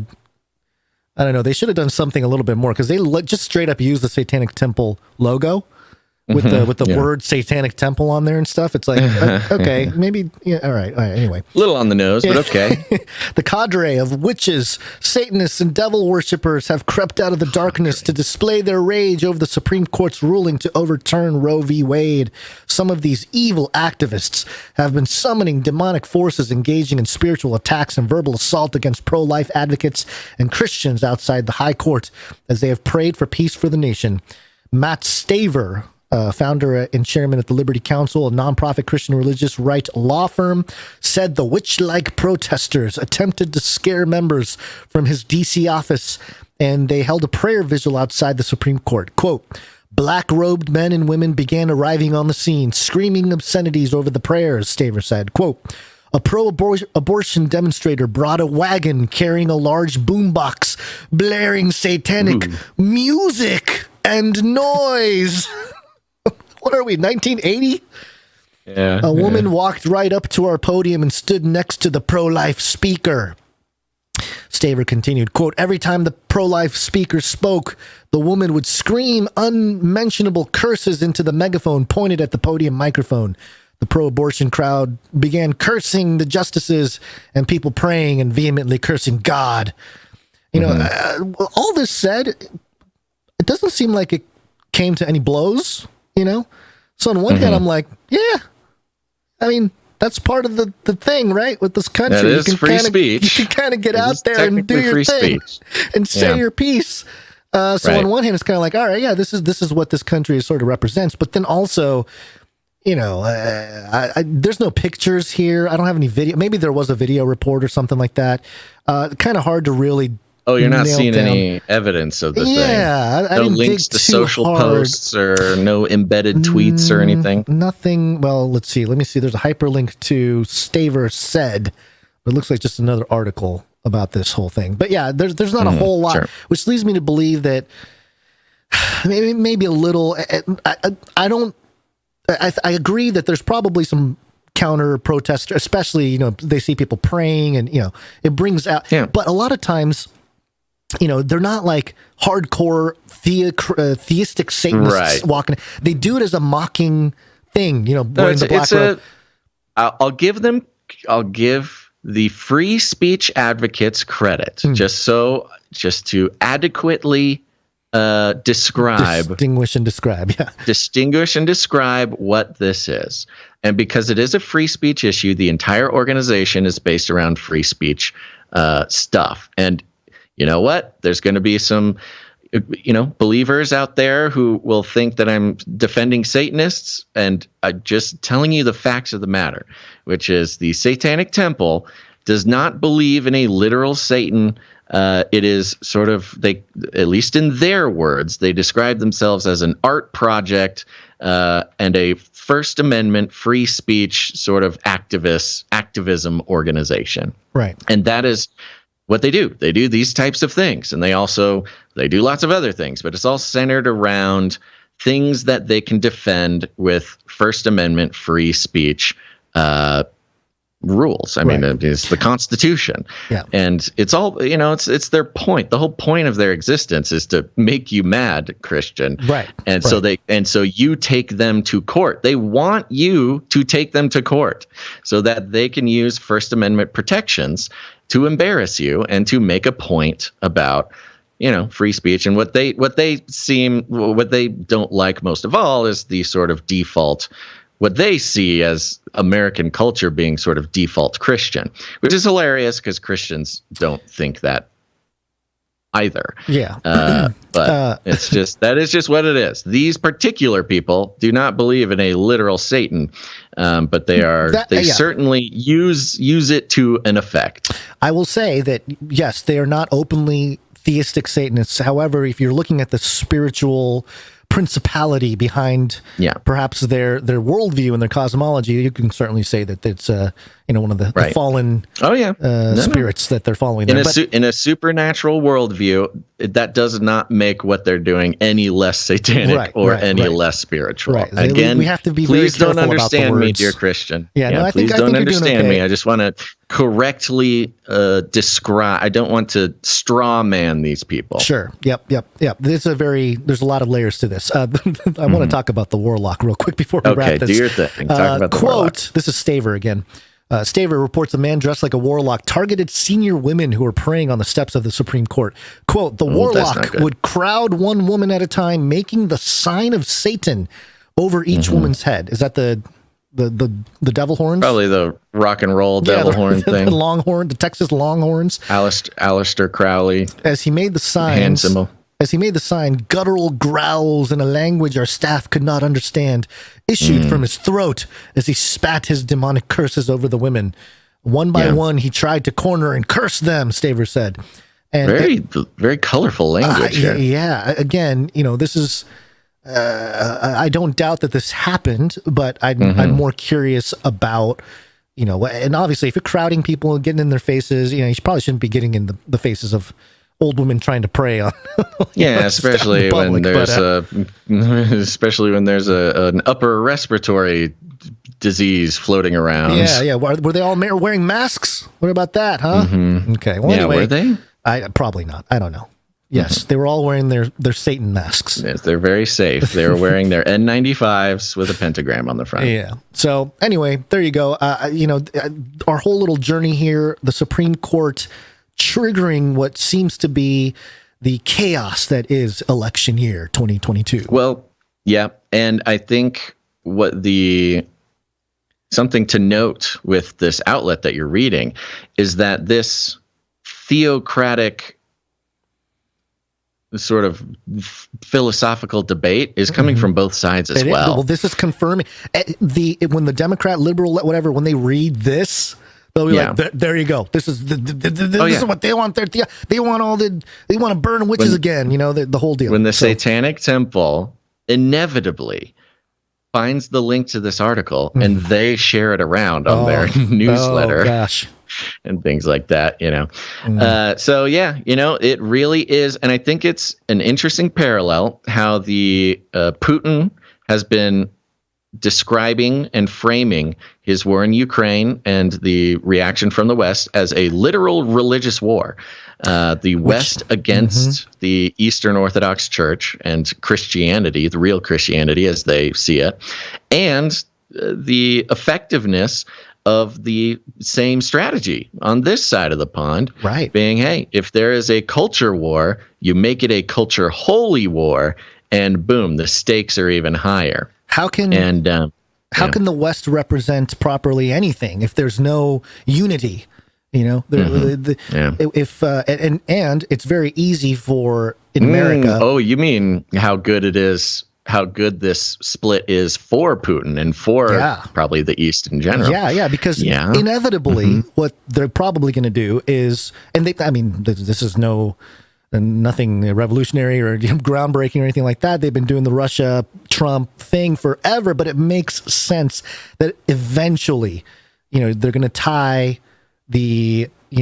all Republicans as part of wanting the theocracy, and thus they are one with Putin, and they should just all move to Russia, get out of here, because that whole thing. So I don't know. It goes both ways, but it's the chaos is palpable and intentional, and we do this 3 times a week, sometimes 4, and we keep track, we keep our finger on the pulse of the world, and we notice when people start freaking out, because we're kind of always watching things go on. When there's a shift. So there's a shift in sentiment. Really, if nothing else, I'm grateful to God at the sensitivity that doing this show has given us to noticing when important shifts happen, even if they may just seem like a disjointed series of news articles. So there you go. All sorts of fun stuff going on, folks. And it's going to continue. It's going to get more intense. So keep an eye out for it. And be aware. Be aware of little traps here and there, little social traps that may be laid for you, either in a spiritual sense or a political sense or whatever, trying to lure you into this literally crafted situation that is useful literally only for the lizard people who are playing a much bigger game than whatever is happening right in front of you. And with that, speaking of a much bigger game, Gonz, the biggest game. No, I would like to know, what is it? The break? You know when you start a sentence and you don't know where it's going to go. Yes. It is the biggest game, called the Defending Independent Media from the Real Enemy. Our independent media is at stake, folks, and it's the lizard people at the advertising agencies who are coming for your children. Let's take a break.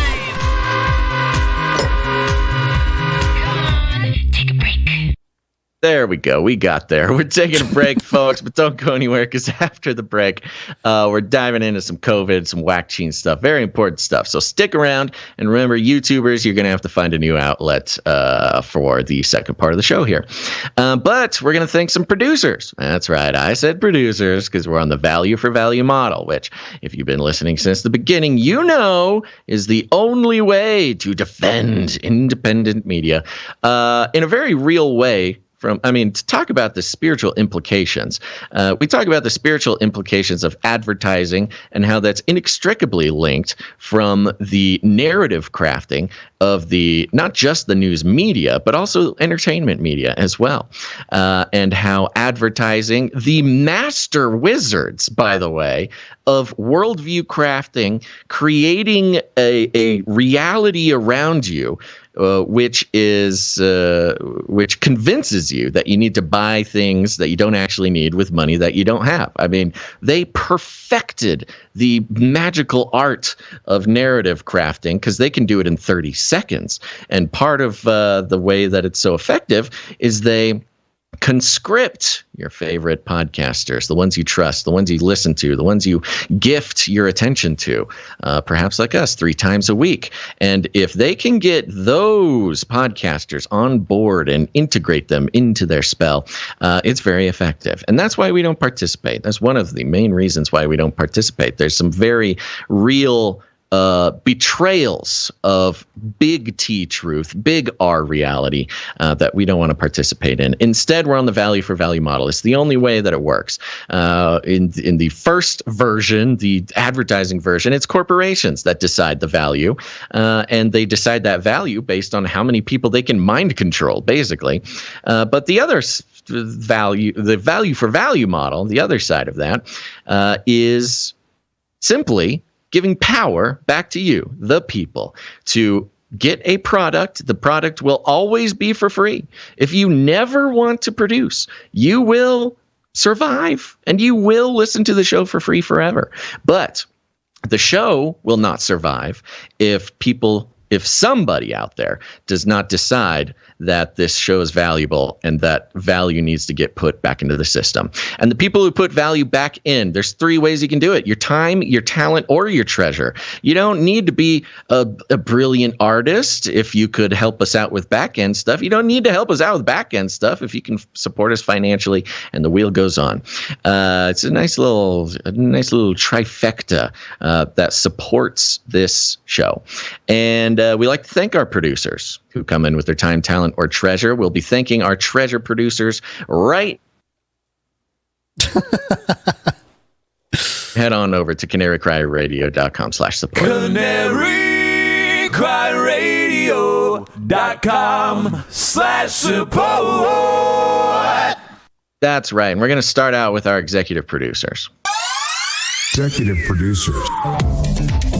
As I said before, the executive producers are people who are participating with their whole heart in keeping this show going, putting value back in, understanding what's at stake, and carrying a heavy load while the rest of us take a little breaky poo. And we appreciate them very much. We're starting out with thanking our executive producer, Darren S. Darren S. Yes. Where'd Thank you you very find this? much. Executive producer, Darren S. comes in with $111.11, and we appreciate that very, very much. Darren S. did send a note, but it was a private note. Okay. And he also did come in with $3.33 as well. So came in twice. It was really, really sweet. Very nice. Thank you, executive producer Darren S. Darren S. is on a streak as well, an 11-episode streak. Very cool. Look at that. He comes in with 11 on his 11th streak. Oh. Thank you, Darren. Thank you, Darren. Next up, we have executive producer Juan A. Juan. The chosen Juan. Where'd Thank you very find much. this?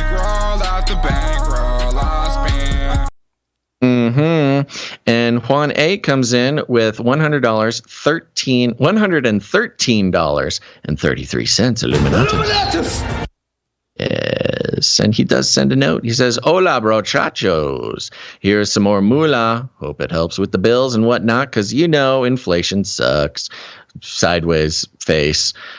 Much love to you and y'all's kiddos and kitties. Peace to my brothers and Cristo. Thank you very much, Juan A. Thank you, Juan A. Yeah. And, speaking of inflation, because you brought it up, just real briefly here. One of the inflation hedges against, the traditionally has been called an inflation hedge is gold. And we just reported how the U.S. and basically G7 said that they're blocking any gold that comes from Russia. They're like, no more gold, right? Which is partly symbolic because I guess the London Bullion Market Association already removed Russian gold refiners from the list of accredited companies back in March or something. Well, they finally banned gold, and European nations had been sort of sneakily buying Russian gold recently.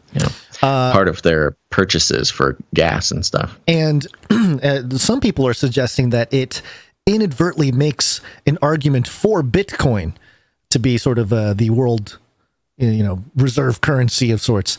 And just real briefly here, MarketWatch.com headline: Gensler, who is the Exchange Commission, Securities and Exchange Commission, what is he? The commissioner, or Securities and Exchange Commission chairman. There you go. There it is. Gary Gensler said Monday that Bitcoin was the only cryptocurrency he was prepared to publicly label a commodity rather than security in an interview with CNBC. Okay, so that's a big deal. It's a big deal. Now, we talk about commodity. We say the word commodity, but I don't know that everybody listening, especially like maybe younger listeners, know what that means.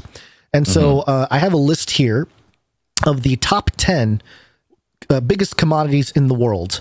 And I'll just go through them real quickly. Number 10, cotton. Number 9, wheat. Number 8, corn. Number 7, sugar. Number 6, silver. Number 5, Brent oil. Number 4, gold. Number 3, natural gas. Number 2, coffee. And number 1, crude oil. Some basic necessities for society to function. And for Gensler to say, oh, Bitcoin's one of those. It's a commodity. Right. Is kind of it's kind of gnarly. So just a side note with all the inflation talk here.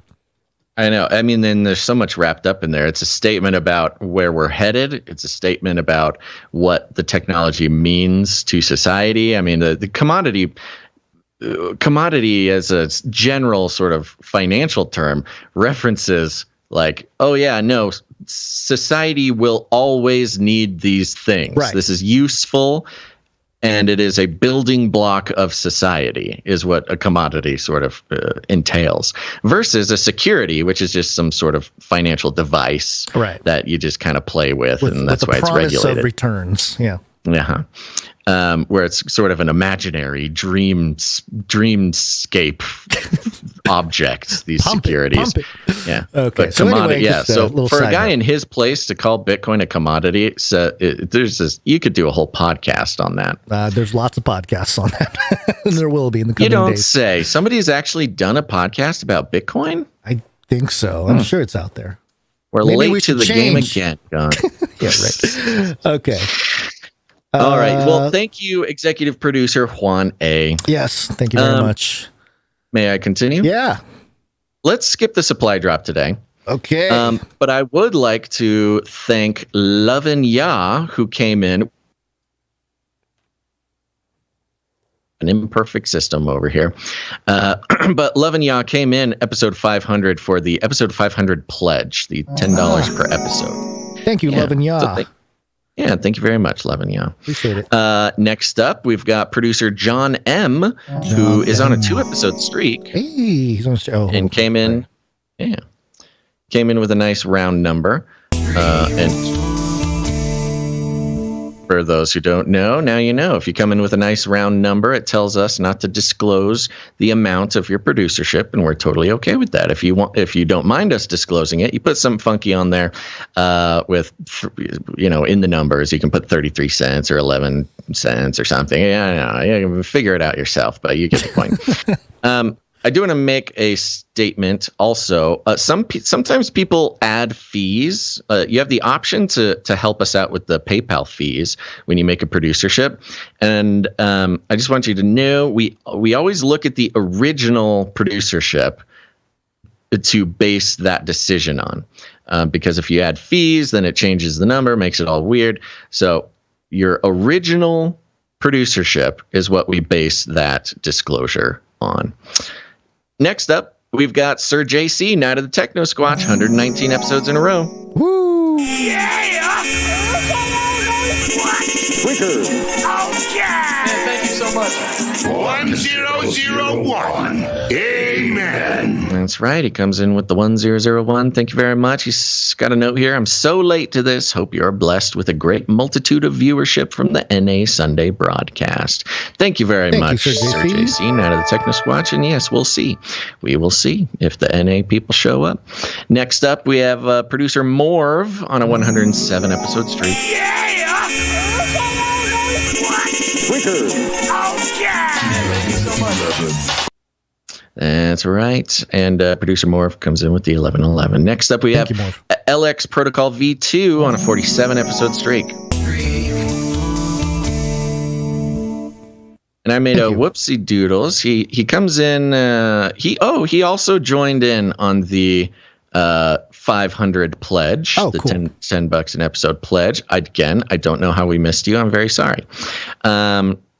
And also came in with a pocket full of sevens and a name where he mentions didn't hear my name on Friday's show, but I auto pledged, is the streak/name shout out. Only those who produce each episode like this. Thank you for all you do. It is Monday now.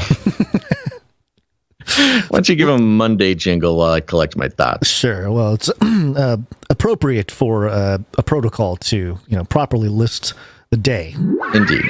Gary, what day is it? Monday.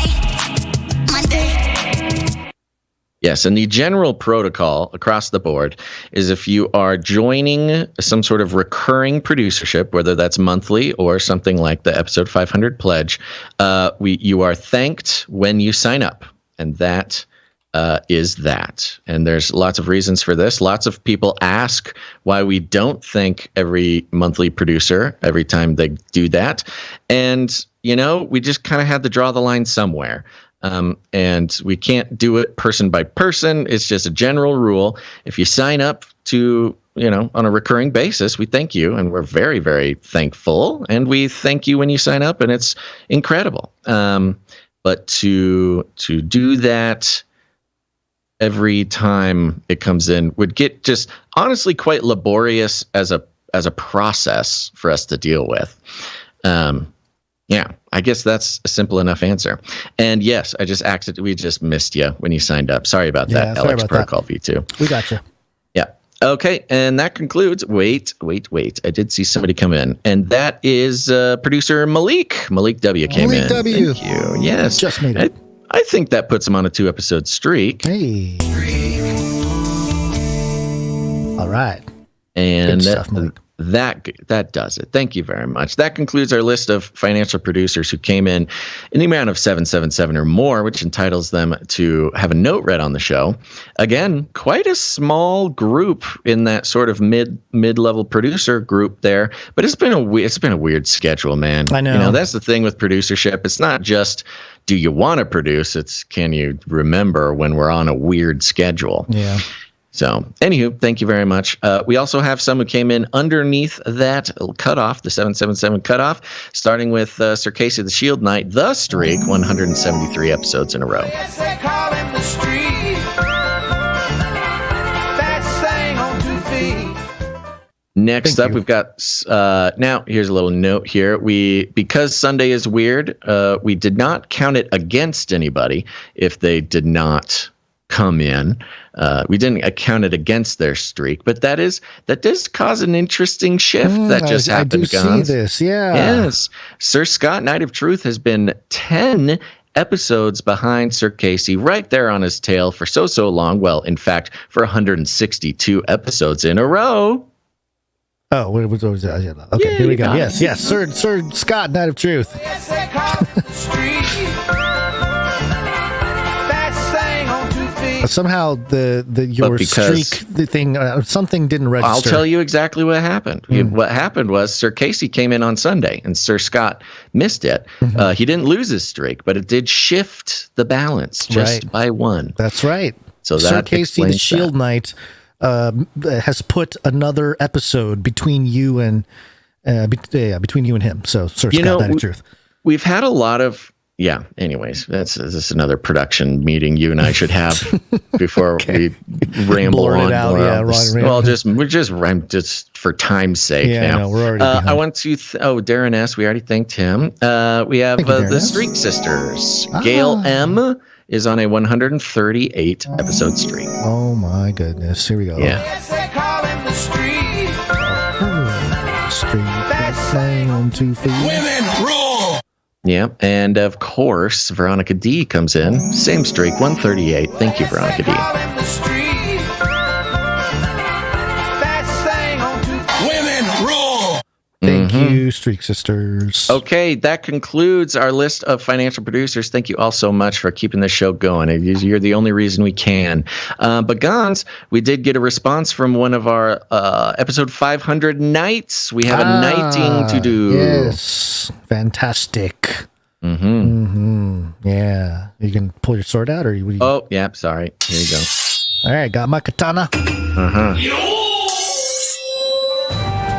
Okay, we want to call up Billabong Bill. Please step forward to the Canary Cry Roundtable of Knights and Dames, where we have a seat for you, thanks to your generous support during our episode 500 Roundtable special. We are proud to pronounce you Sir Knight Billabong Bill. Let me try that again. Sir Knight Billabong Bill, defender of the Sleepy Pug Loaves.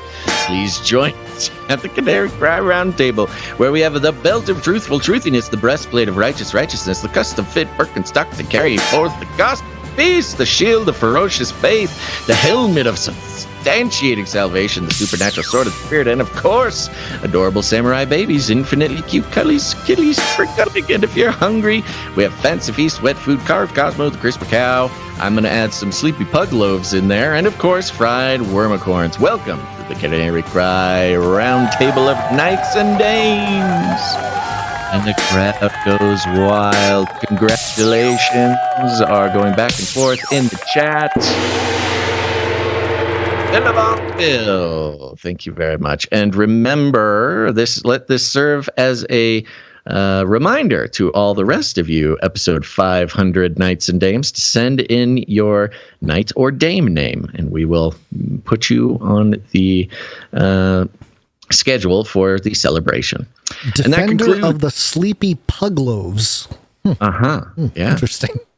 You know what a Sleepy Pug Loaf is, right? I don't. What is a Sleepy Pug Sleepy Loaf? little pug, and he's in a little loaf. Oh. He's a little loaf on the floor, just sleeping, looking so cute. Okay.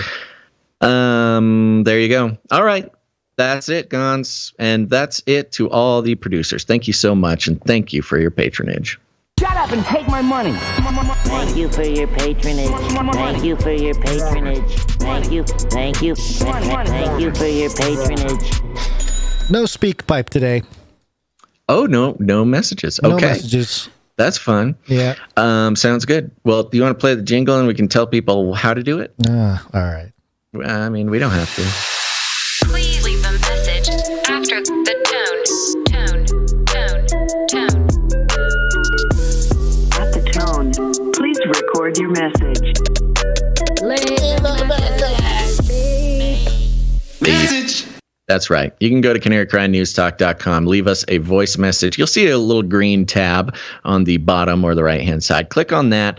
It'll just let you leave a message right there. It's pretty cool. And you are giving us permission to play it on the show, but it's not guaranteed. And we got none for today, which is okay with us because we got to keep moving.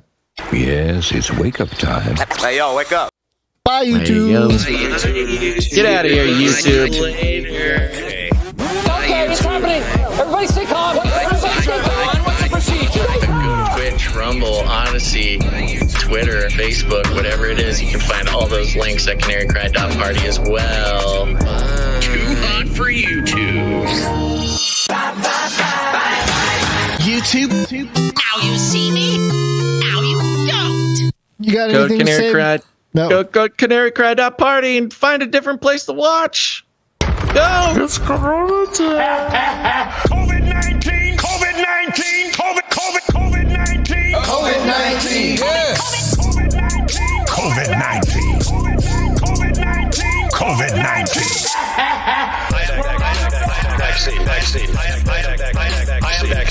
Vaccine. Number one way. Got some updates from the COVID front, vaccine front. Quite a few, actually. Not a few, maybe 3 of them. This first one is from dailymail.co.uk, and the headline here is up to 40,000 Army National Guard troops, 13% of the force, still haven't been inoculated against COVID and may lose their jobs as Thursday vaccination deadline looms. I cannot believe that this is still in effect. Yeah. Why? Everything else is opened up. Who would have known, and why is it taking a UK outlet? Yeah, for us to find out about it. For us to find out. Yeah. At least 14,000 of the soldiers who have not had the inoculation have flatly refused to get them. Good for them. According to data obtained by the Associated Press, between 20% and 30% of the Guard soldiers in 6 states are not vaccinated, and more than 10% in 43 other states still need shots. National Guard officials say states are doing all they can to encourage soldiers to get vaccinated by the time limit. And they said they will work with the roughly 7,000 who have sought exemptions, which are almost all for religious reasons. Well, I'm not surprised. Again, but, oh man, just our whole premise today, that the religion being the dividing line in this country, which is very fascinating. We're going to give every soldier every opportunity to get vaccinated and continue their military career. I'm sure you will. Every soldier that is pending an exemption, we will continue to support them through their process, said Lieutenant General John Jensen, director of the Army National Guard. Quote, "We're not giving up on anybody until the separation paperwork is signed and completed. There's still time." Oh, sounds like a for sale ad or something. There's still time. Get in before it's over. Yeah, I'm just so baffled by this. Who in the government how in the world is the capture so strong that they are willing to lose such massive amounts of soldiers in a moment when, during the revealing that the liberal economic order of our planet is so shaky that all it takes is one guy to decide he doesn't like it, and boom, everybody goes into a tizzy and the whole world collapses. And it is so ubiquitously known that nobody should be coerced into having this. Even, the firmest, most ridiculous science cheerleaders, science believers, and secular technocratic medical industrial complex lovers who would have thrown their own mother into the gutter for not getting vaccinated. Even they are like, okay, Yeah. just quietly sort of sinking into the shadows. And yet our government is kicking out soldiers at such a time as this. And speaking of the meta-conflict, the various levels of conflict between nations, and you were talking about the return to the militant approach of Russia and Putin, and the more like modern warfare, economic warfare type of thing that the West is trying to instigate. It makes sense that Putin and the East are going with the more military look. Yeah, America, we're more into the economic warfare. We don't need as many troops, so bring down that number. It's like a defund the military, like de-roll the military type of thing, which we've seen happen over the last few years. But I mean, this is like a good reason to get rid of 14,000 National Guard. Well, and especially National Guard. I mean, they are tasked with defending the homeland. Right. Like that is their whole thing. Each branch of the military was given differing deadlines for their forces to get the shot, and the Army National Guard was granted the longest amount of time because it's nearly 330,000, but there's a 33 in there. So soldiers are widely scattered around the country, with many in remote locations. Still, the Army Guard's vaccine percentage is the lowest among the U.S. military, with all the active duty Army, Navy, Air Force, and Marine Corps at 97% or greater, and the Air Guard at about 94% of the Air Guard, of course, they're at 94%. Yeah, I don't know anything about military rivalries. I just know, you can always pick one of them and just speak its name with disdain, and somebody out there will agree with you. And you can always bring up the theory of placebos given to the more important people that may. Sure. So you could say 97% or 94%. But they just agreed they just comply. They don't necessarily need to get the genetic, the mRNA injected in there. So I have to believe that they are not going to follow through with discharging these soldiers. I don't know. I think if enough of them hold fast, maybe this is the next Supreme Court thing. They're just going to step in and be like, good call. Yeah.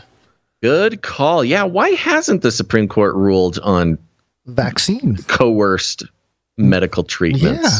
Interesting. That will send people that July. I'm saying maybe July, August. When's the election? November? I don't know. It's got to be sooner. I think they're going to do it sooner. Wait. When is the date that these soldiers are going to be? It's this Thursday. Bro, I guess it's got to happen this week then. Bro, what you're saying could happen tomorrow. Tomorrow, you're right. Yeah. Yeah, we'll see. I mean, the courts the cases have already reached the Supreme Court, I believe. I think so. Yeah. Yeah, they could make a ruling on coerced medical treatments tomorrow. Oh my God, the country's going to burn. And hit the final nail on the head. And AOC's brain is going to kick into some sort of overdrive, and steam will be coming out of her ears. Wouldn't it be funny if she just transformed into like the Wicked Witch? She just starts twisting up, and then she turns green. Would it be funny? No, that would not be funny. Gonz? I would laugh. No, I mean, it's basically already happening. Right, yeah. I mean, I think that's a good call. I have nothing to base that on except for the fact that we do know that the cases have made it, and the cutoff period will lose 14,000 soldiers if this decision isn't made by Thursday. And I could see, if you've got a majority conservative Supreme Courts, it's their sort of political duty to keep our military strong. So I could see them pushing it through and making the call. Right with our narrative, half of the 14,000 are looking for religious exemption. Hello. Yes, theocracy. Hello. Yeah, it plays right into the theocracy. Yep. So yeah. Oh my gosh! If we nail this one, I don't know what I'm gonna do.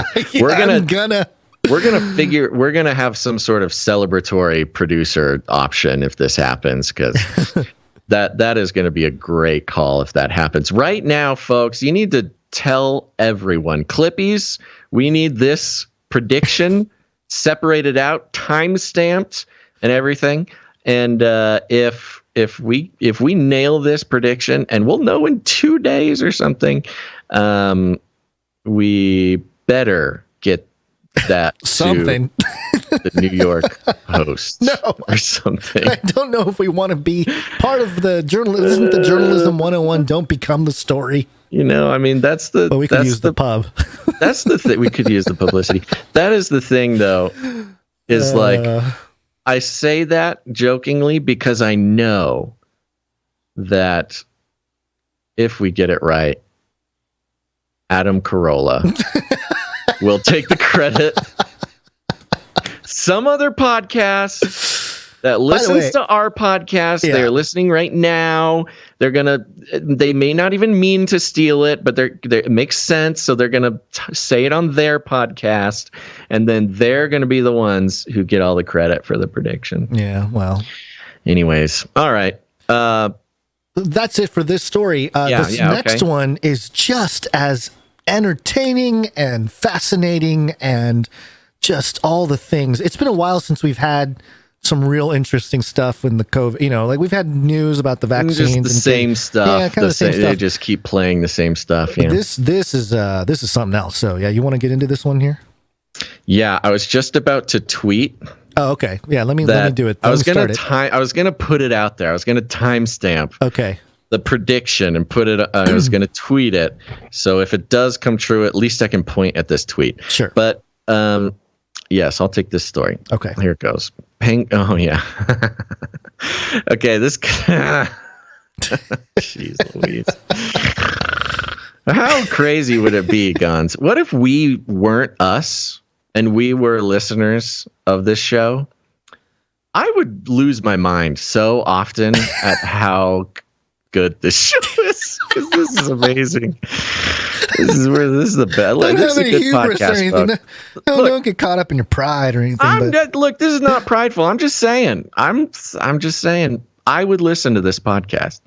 TheGuardian.com headline: Vaccinologist Sarah Gilbert, quote, "We need to be better prepared for a new pandemic." Here we go. Dame Sarah Gilbert ain't one of our dames, Gonz. I don't know who damed Sarah Gilbert, but it wasn't me. 60 is a professor of vaccinology at Oxford's Jenner Institute and author with Catherine Green, head of Oxford University's clinical biomanufacturing facility of Vaxxers, a gripping narrative about developing the AstraZeneca vaccine that is wonderfully accessible and illuminating without dumbing down the science. It's illuminating. Is illuminating. She lives in Oxford with her husband and grown-up triplets. Oopsies, I clicked on the link for Vaxxers. Vaxxers. A gripping narrative of why AstraZeneca? The vaccine the most hated company banned across the planet for killing people. The one that is objectively accepted by the mainstream culture to be the most dangerous COVID vaccine you could possibly take. So dangerous that it is banned in whole regions of the planet. Okay, cool. Vaxxers, Dame Sarah Gilbert. Another wave of COVID-19 is reported to be on its way. And it kind of goes on. Yeah, it's a Q&A style, so just keep in mind. Okay. You don't have to read all of the questions, but there's a couple of them that are good. So are there? Do you know which ones are good? Yeah, I forgot to highlight it, but yeah, I do have a general idea of which ones. Because I know the kicker of this. I'm tempted to just jump to the kicker. But let's read a couple for answers just to kind of really get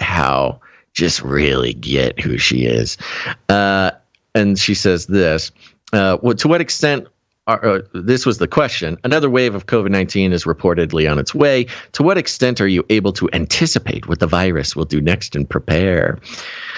Stupid question. Anticipating what the virus will do next is the job of those who do surveillance in epidemiology. Sewer surveillance. But if a new sequence is thought to be becoming dominant, our problem is that making a new version of the vaccine, the vaccine that is banned and kills people, takes time and has to be tested and approved. What's been happening as we go through one wave after the other is that the virus has been too quick. Regulators cannot approve a vaccine unless they can see the clinical data. Then you have to scale up manufacturing to produce the vaccine in quantity. Developers are still using the original vaccines, which are supplying good protection against the disease. That is actually very illuminating, what she's saying right there. I mean, talk about illuminating. There's the false impression, at least in the U.S., and she's not talking about Comirnaty. Maybe she is. I don't think so. Or Comirnaty.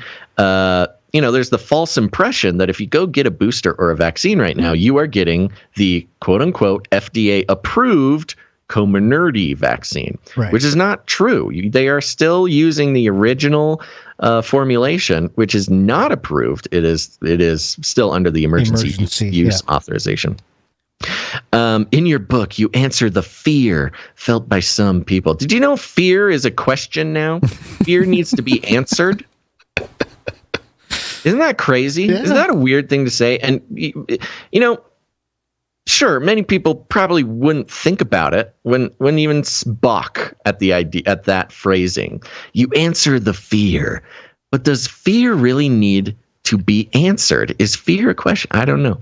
It takes a smarter man than I to figure that out. You answer the fear felt by some people that the vaccine was produced too quickly. This is her answer, we moved from vaccine production to licensure as quickly as possible, but every single thing we normally do when developing a vaccine was done. No, it wasn't. It was just that we worked very hard to cut out all the delays in that process. The delays are important. That's how science works.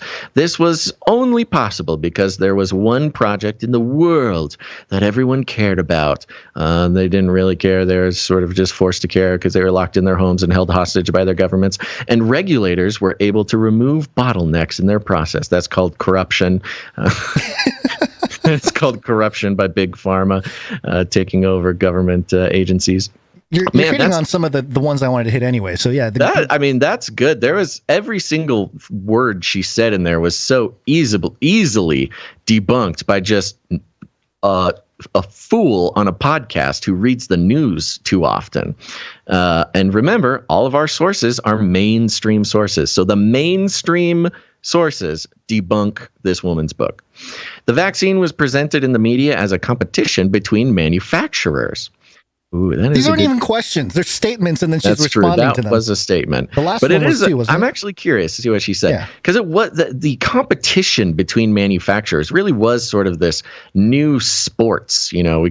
Sports had paused, and so it's kind of this competition got everybody very engaged. People are still engaged in this. Did you know that? People are still bragging about Pfizer gang and Moderna. Wait, they're still doing it? Like on TikTok or something? Still, yeah. When we started, nobody had any certainty over what would work. It was important to have as many options in development as possible. We had multiple successful vaccines, which was wonderful. Pfizer, Moderna, and AstraZeneca were licensed for emergency use early, and yet there were still shortages in vaccine production. Also, Dame Sarah, only one of those brands you mentioned got banned for killing people. That's all I'm going to say. And... And do you have one? You can read one if you want. I'm kind of itching to get to the punchline. It's actually the next one. Your book powerfully reassures vaccine doubters. I wonder if you agree that the psychology behind the vaccine averse might partly be in reaction to months of being told how to live or not live and be a wish to reclaim control. Well, hello, it's me, Dame Sarah. Something. There might be something in that. In some countries, people do not want to be vaccinated because their government recommends it, and they don't trust their government. I don't think that was a feature in the UK, because whatever people's view on the government, they recognize the input of the NHS. But a lot of the hesitancy among younger people was because they were receiving misinformation, sometimes through friends whose opinion they trusted. That was not the one I thought it was going to be, but still entertaining to read in the voice. I love this sort of national pride. Yes. Yeah. The UK is they might have some views on the government, but they recognize the input of the National Health Service. They trust them. It's like saying like, oh, there's some people that don't trust the U.S. government, but they understand the value of the FDA or the NIH more specifically. And I think, yeah, totally right. It's the devotion to the non-elected government agency, which would be authority, which be like our FDA or something. Can you imagine trusting the FDA? I laugh because I'm being honest with you. It sounds like the most ludicrous possible perspective to hold, to actually trust that organization. Again, with the known mainstream corruptions of that agency, I cannot imagine. This article keeps getting better. You have to move on. We're going to keep moving. We're going to keep doing that. Okay. Okay, wait. One more before the puncher. One more before the kicker. Are we over-reliant on the vaccine's efficacy in the UK and becoming slipshod in no longer wearing face masks? Do you still wear a mask? Oh, it's me, Dame Sarah. I've more or less stopped. Only idiots wear masks. She didn't say that. I had about a year of always following the guidance, but recently there hasn't been any guidance. Ooh, I've traveled on the tube without a mask. I've got COVID for the first time about 10 days ago. 10 days ago, she got COVID. Excuse me. I can't smell it. I can't smell anything. It was like having an unpleasant cold and didn't worry me. It only lasted a few days and I was fine again. Oh, good. This is the lady. Good. I'm glad this woman is admitting. Oh, man. There's something about Dame Sarah of AstraZeneca not wearing a mask and getting COVID. And then having to be like AstraZeneca fame. Yeah, and just having to be like, it's fine. There is not wearing a mask, writing the book. This woman looks very much like Jen Psaki. I know, yeah. It's like a Jen Psaki clone. Very interesting. Okay, I do need to take a moment and apologize to all of our UK listeners. I just realized that my hilarious impression may not be hilarious to everybody. I know that it's not a good impression, and I know I'm realizing now, and I repent that it may actually be legitimately insulting, and I apologize for that. Okay, but let's get to I'm the just real, a dumb American. As if it wasn't good enough, there's something even more in here that just makes my head explode. So this is a really important question, and I'm glad that somebody's finally asking the tough questions, Gonz. You've had a Barbie doll named after you. What does she look like? And a baby penguin at the London Zoo. Oh, yes! The pinnacle of achievement! My pride and joy. She answers like this. I can show you. She produces. There's a parenthetical. I can show you. She produces a bespectacled Barbie with straight red hair, face mask dangling from her hand. Yes, it's in her hand because she doesn't wear it on her face. That's how she got COVID. That's how she got COVID. There's a little button on the back of the Barbie doll that coughs when you press it. Can you see? She's not a bad likeness, and look, I really like her little mask. What's going on? This has turned into a complete clown show. It's so good. I've visited the baby penguin, and I fed it some fish. It was quite fun. They named a baby penguin at the London Zoo after Dame Sarah. This woman is my hero. Where has she been our whole show? I haven't. That's a good question. She just popped out of nowhere. Yeah. How much more joy could we have experienced over the past 2.5 years if Dame Sarah was a regular player on this show? Dame Sarah Gilbert. Man, I love you, Dame Sarah Gilbert. I've visited the baby penguin and fed it some fish. That was quite fun. I was hoping for so much more about the penguin. That was it. That was just one sentence. Ask more. Look, I'm not saying that I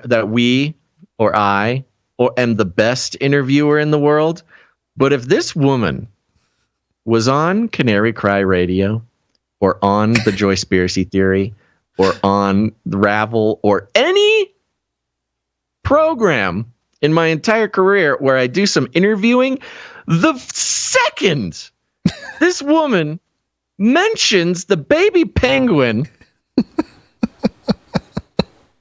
that is the rest of the episode. There is no other questions. My entire life is about that penguin. And she would thank me for it. I think she's disappointed. Oh, she would say thank you for asking more about the penguin. I think she wanted to talk more about the penguin. But this interview is a real amateur. Oh, yeah. It gets into her mug that says keep calm and develop vaccines. It talks about her garden. Let's talk about your mug. Let's talk about your garden. How's your garden doing? Listen, it's a real question. I read that you keep calm and garden when you can. How's your garden doing? And she answers, really, really bad. It's been overtaken by weeds. What a delightful woman this is. I hope that she appreciates the humor in my impression of her and doesn't take it too bad. Yeah. I love that. Yeah. I can't believe this interviewer. I'm sorry. I got to go back to it for a second.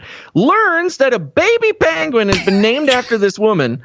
And the very next question, she asks about a mug, a coffee mug, or I guess it would be tea in this case. All right. Let's get this woman on the show. I need to talk to her about this penguin. I think we got plenty of potential guests already lined up as part of the potential Canary Cry revival there. I think, yeah. Because it's got to be symbiotic with news talk, and what better way than to find the people we want to interview and then do it on CCR. We are given an excellent opportunity to find some synergy. Finally, for once in our entire careers, to find some synergy between the two media properties that we head up.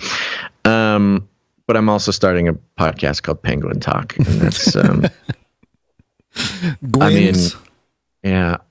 it would have been nice to have more information because I want to know how it plugs into our meta analysis of Antarctica. Maybe that's just it's a breadcrumb. Did you just call it Windcast? No, Gwincast. Gwyn. Like penguins? Like penguin, yeah. Gwincast. I don't think anybody's going to get it. Well, that's their problem. I'm a trendsetter, not a follower. You gotta trailblaze a little bit, You gotta take the insults.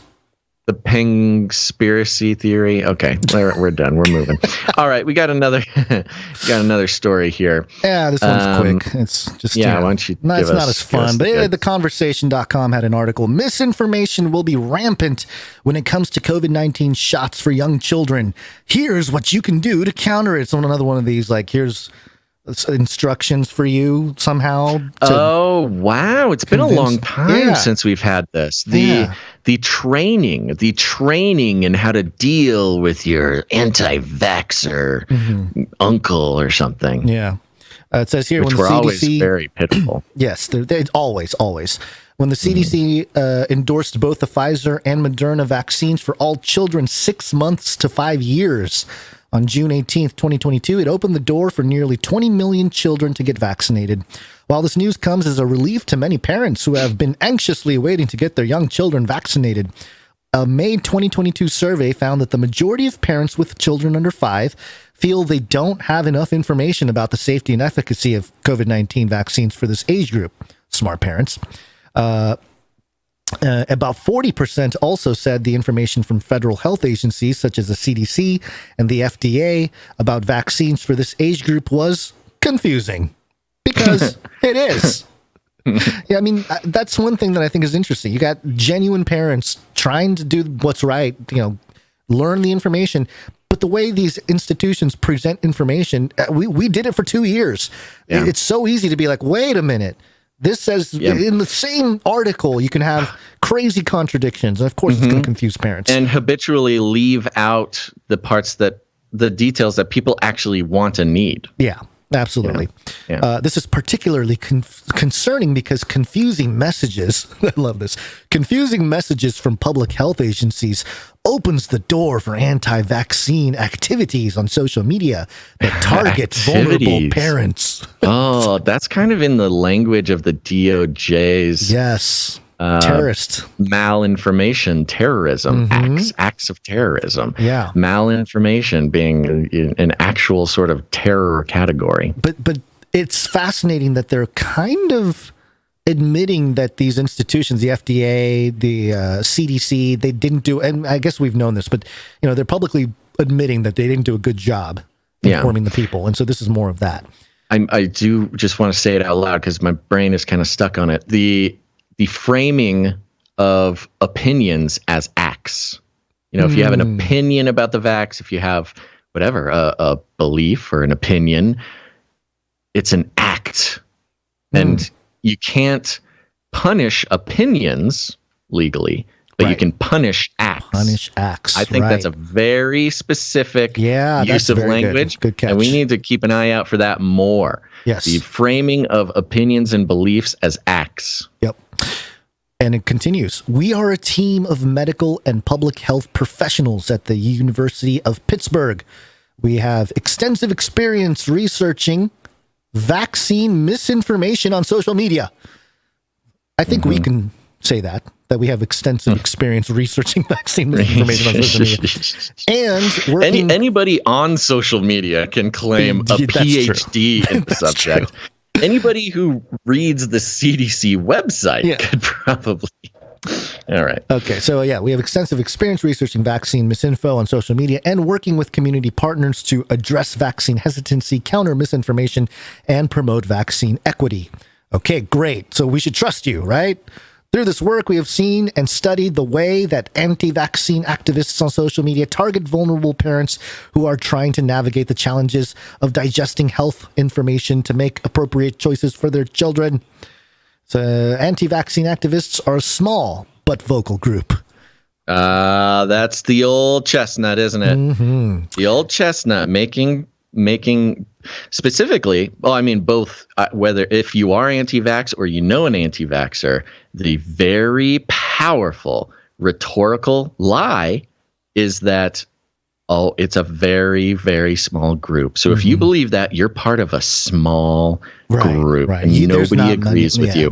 And if you're not an anti-vaxxer, you know that those crazy anti-vaxxers are such a small group. If it was a big group, then that might mean that there's some sort of validity to it because you just want to fit in with the group. That's what normies do. It implies that, the more numbers you have, whatever you have, is fact, which is not the case. It goes back to, it implies that facts are democratic. That it's a vote. Yep. You vote on the facts. Right. That is not how it works. And that is repeatedly proven throughout history. Yep. And then they talk about the 12 social media accounts, the disinformation dozen, which is like, are we still talking about the disinformation dozen? Oh my gosh. That's your lead? Like, what after all this boasting about how they've done all this, disinfo research, and then they just bust out the Center for Countering Digital Hate. 12 social media accounts are behind the majority of anti-vaccine posts on Facebook. What is this outlet? Theconversation.com? Yeah. Is an old conversation they're having. Studies not also a good show conversation. Studies also show that only 2% of parents reject all vaccines for their children. Okay, what does that have to do with the all COVID vaccines? Okay, so you're comparing apples to oranges. Yep. Got it. A larger group, or about 20% of parents, can more accurately be described as vaccine hesitant, which means they're undecided about having their children receive vaccines as recommended by the U.S. Centers for Disease Control and Prevention. When it comes to COVID-19 shots, as of May 2022, about 20% of parents with children 6 months to 5 years said they would get their child vaccinated right away. 20%. Another 25% said they would wait to see how the vaccines are working. That sounds about right. And 35% they would definitely not get their child vaccinated. Just walk away. Yeah. We have a distribution here, they're fairly equal. Not entirely equal, but you got 20% saying for sure, do it now, jab my kid. 25% saying, we'll see, and 35% saying no. That sounds about as quote unquote democratic as it comes. Like everyone gets to have their own opinion about it, and just leave them alone.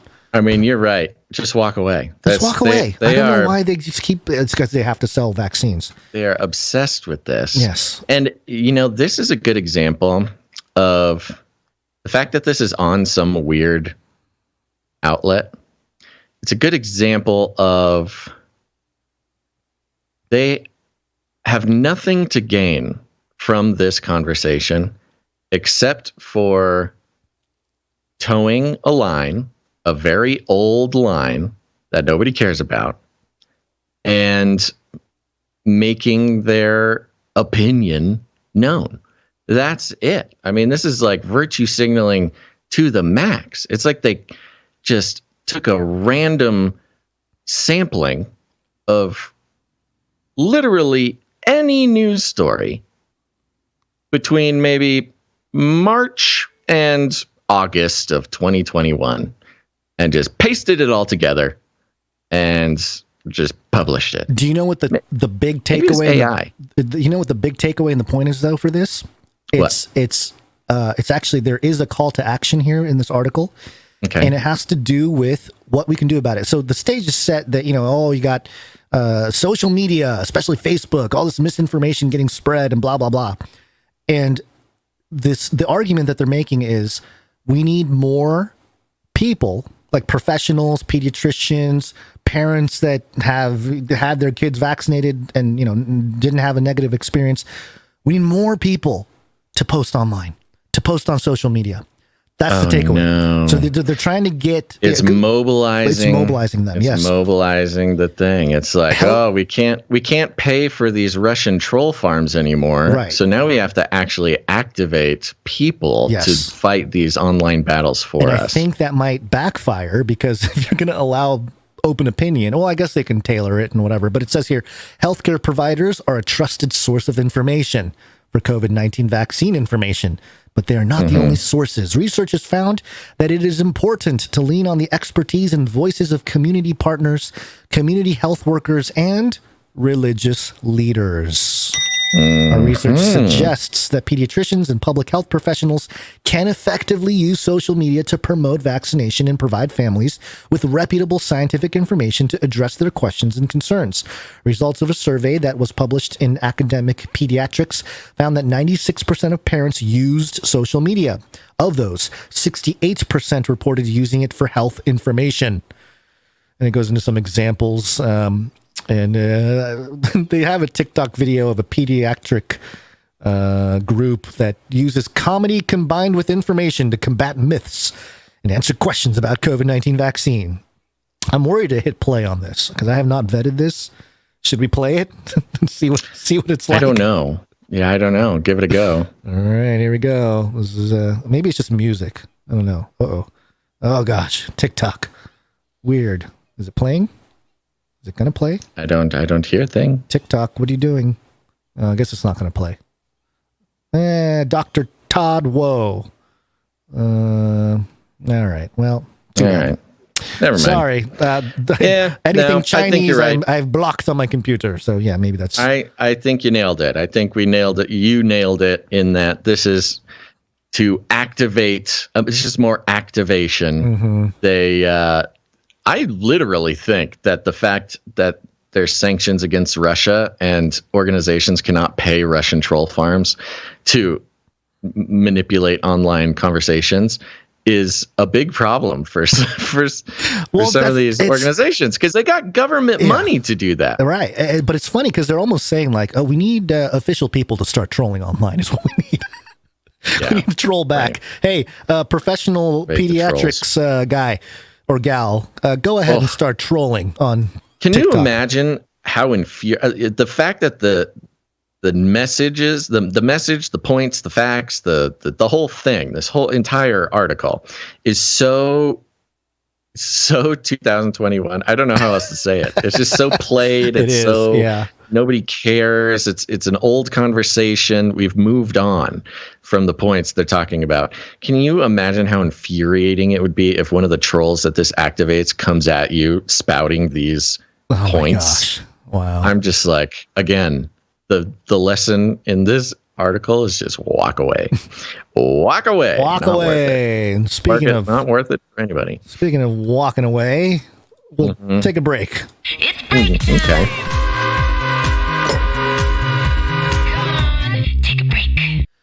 This is our second break where we thank our producers who come in with their talent. Canary Cry News Talk is a place for therapeutic reflection of our troubling world, and we encourage all of you out there who have been gifted with talent to do anything: painting, sculpting, literature, architecture, cinema, music, theater, Legos, interpretive dance, fushigi, whatever it may be. We encourage you to do something show-related, and we'll share it here, and we will laugh together, cry together, get angry together. We'll just do it together. That's the whole point, so we can process all this madness.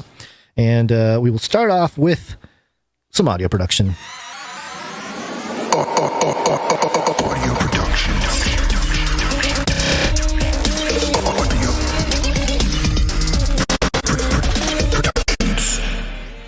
And we have no audio production today, which is okay because, you know, we did a show considering yesterday the timing, but that is also strange. Okay. Art. One art, please. We will start it off with Dame Allie of the Skillet Nation. As long as this loads, please load. There it is. One RC, another one from Allie now. Here it is. And this is simply titled Rudy Tooty Fresh and Barely Still Alive. And it has to do with Courageous Giuliani says footage of near fatal pat on the back is deceptive. I did not see this particular article, but it's a portrait of Giuliani here, and the article that there's no haiku or anything today, but the article that accompanies it is right here. It's from the Daily Beast, and it's headlined "Courageous Giuliani says footage of near fatal pat on the back is deceptive." Near fatal pat on the back. Former New York Mayor Rudy Giuliani doubled down Monday on his wildly overblown characterization that he was brutally assaulted by a Staten Island grocery store worker over the weekend, despite security footage showing the man only tapped his back. Oh, he only tapped his back, Basil. Yeah, you just tap his back and start cursing at his face and telling him he's killing women. That's a good thing. Just come give him a pat on the back and tell him... Tell him to F wow. off. Have you actually seen the footage? Somebody sent it to me during the show. I have not looked at it yet. Giuliani, are you kidding me, man? Was it a pat? It's a pat. Is it a pat? Let me go look at it. Oh, come on. Is that really the... Hold on. But is it a security camera that has dropped frames? No. There's like a crowd around him, so it's... Okay. I'm watching it now. I mean, it's a pat. It's a pat. Oh no, it's a pat. That can even be Giuliani. Hey, what up, man? Like that could have been. I mean, I don't know that. Yeah, that's depending what he was saying. Okay, I'm watching it again. I mean, maybe he said some derogatory things to sort of. Okay, inflame. I will say this: there are dropped frames. This is security footage, and there are dropped frames. The thing that I am watching looks like a pat, but because we know how the tech works on these CCTV things, there could have been dropped frames. It could have been harder, but I don't know. It looks like a pat. It looks like a pat because Giuliani doesn't really move, you know? Like he's not like shoved forward or anything. He's still on his 2 feet. He doesn't move. He does not move. That is true. Somebody's telling me they put the footage in the Discord. I'm going to go to our Discord. Who posted the Discord? Get our folks on there a little bit to see. Come on, Discord. Somebody send me whatever. Adam, send it to me on Discord. Somebody else sent it to me on Discord, but it's a GIF. They sent me a GIF of it, and I can't really tell with the GIF. But okay, while that happens. Is there more to read on this note, or can we talk about the art? Yeah, it's a Giuliani's face when it happened. Yeah, hilarious headshot pencil drawing by Dame Allie of Rudy Giuliani with this horrified look on his face. I mean, the masterful recreation of a man being patted on the back and surprised. I'll admit it was probably very surprising. It might have startled him. Maybe that's what it was. Startling, yeah. It would have startled me probably. But in this horrified, startled look, with his eyes wide open, you can clearly see Rudy Giuliani is a lizard person. Yeah, maybe those lizards. Yeah, those lizards don't like to be touched. So no, they don't like to be touched. Very sensitive skin. Those cold-blooded little guys. Thank you very much, Dame Allie, and well done. Yes, hold on. Texting wife. Show going long. So long. I know. So bad. So long. I'm so grateful for my lovely wife. We're having fun. Okay, thank you, Dame Allie, for that one. We got one from Sir Dove. One art piece from Dove. And we have a note to accompany these pieces here. Oh, where did my note go? It says, peace for today's Bible artwork. I did a piece for Revelation 16 to accompany Psalm 40's track he sent in for yesterday's show. Hope you guys like it. Keep doing what you do, and I'll keep praying for you. And Dove. And this is a fantastic Let's start with the scripture so we know what we're talking about. This is Revelation 16:1. Yes. And I heard a great voice out of the temple saying to the 7 angels, "Go your ways and pour out the vials of the wrath of God upon the earth." Revelation 16:1. And the art here, we've got quite the rainbow coalition of angels here. I love it. We've got rainbow. Why do I keep saying that? We've got angels of all makes and models. Loving it. And they are carrying bowls. Now the translation he has here are the vials of the wrath of God. Other translations say the bowls, the 7 bowls. And these 7 angels are holding 7 bowls and pouring out some sort of red liquid, presumably the wrath of God. And it says, go your ways, pour out the 7 bowls. Thank you very much, Sir Dove. And remember, everybody, you can see all of this art on our social media, probably tomorrow, but you can see it in the newsletter that is sitting in your inbox now. All right. Thank you very much, Sir Dove. And we got one more here from Brother G. He sent this to us yesterday, but we forgot to do it. It just slipped by. He has a note. It's the AI stuff. And I'll read the note. I input more prompts into DALL-E, and this is what it generated. It is interesting to see what the AI creates, but please do not take these too seriously. Love the show. Keep up the good work. God bless you. Yeah, don't worry. We're not taking them seriously. Which one are we showing The first one is the Bill Gates. Bill Gates gets arrested is what was typed into DALL-E.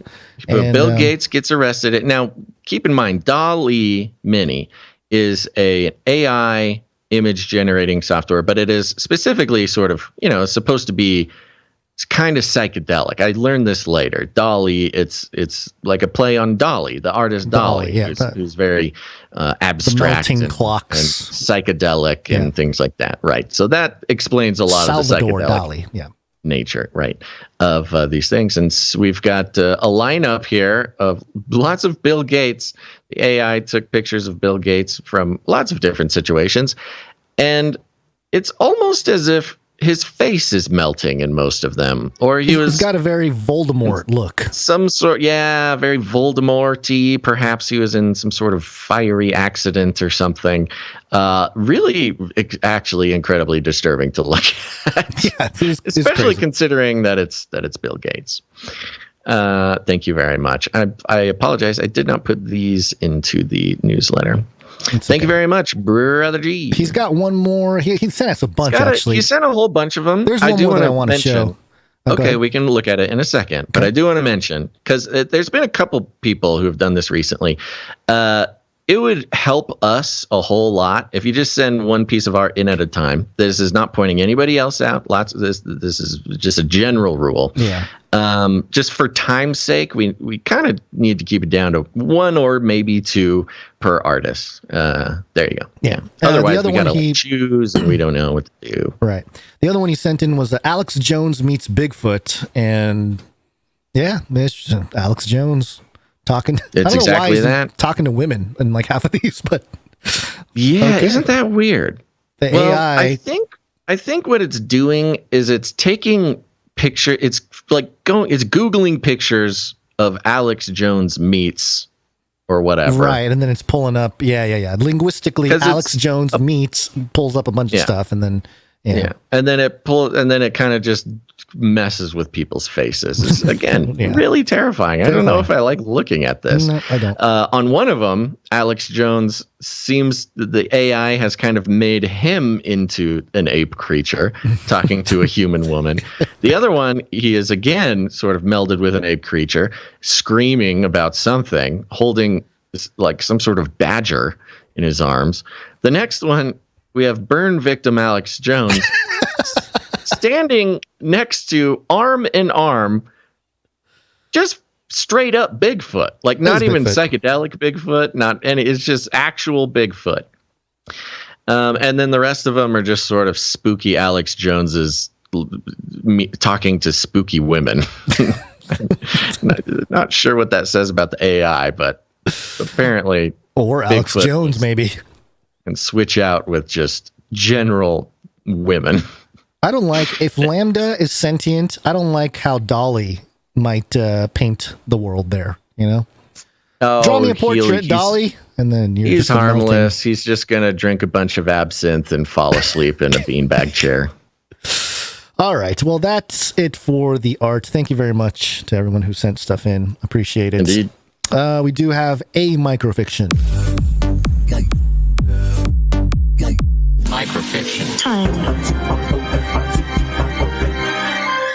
Microfiction. And it is from Runksmar.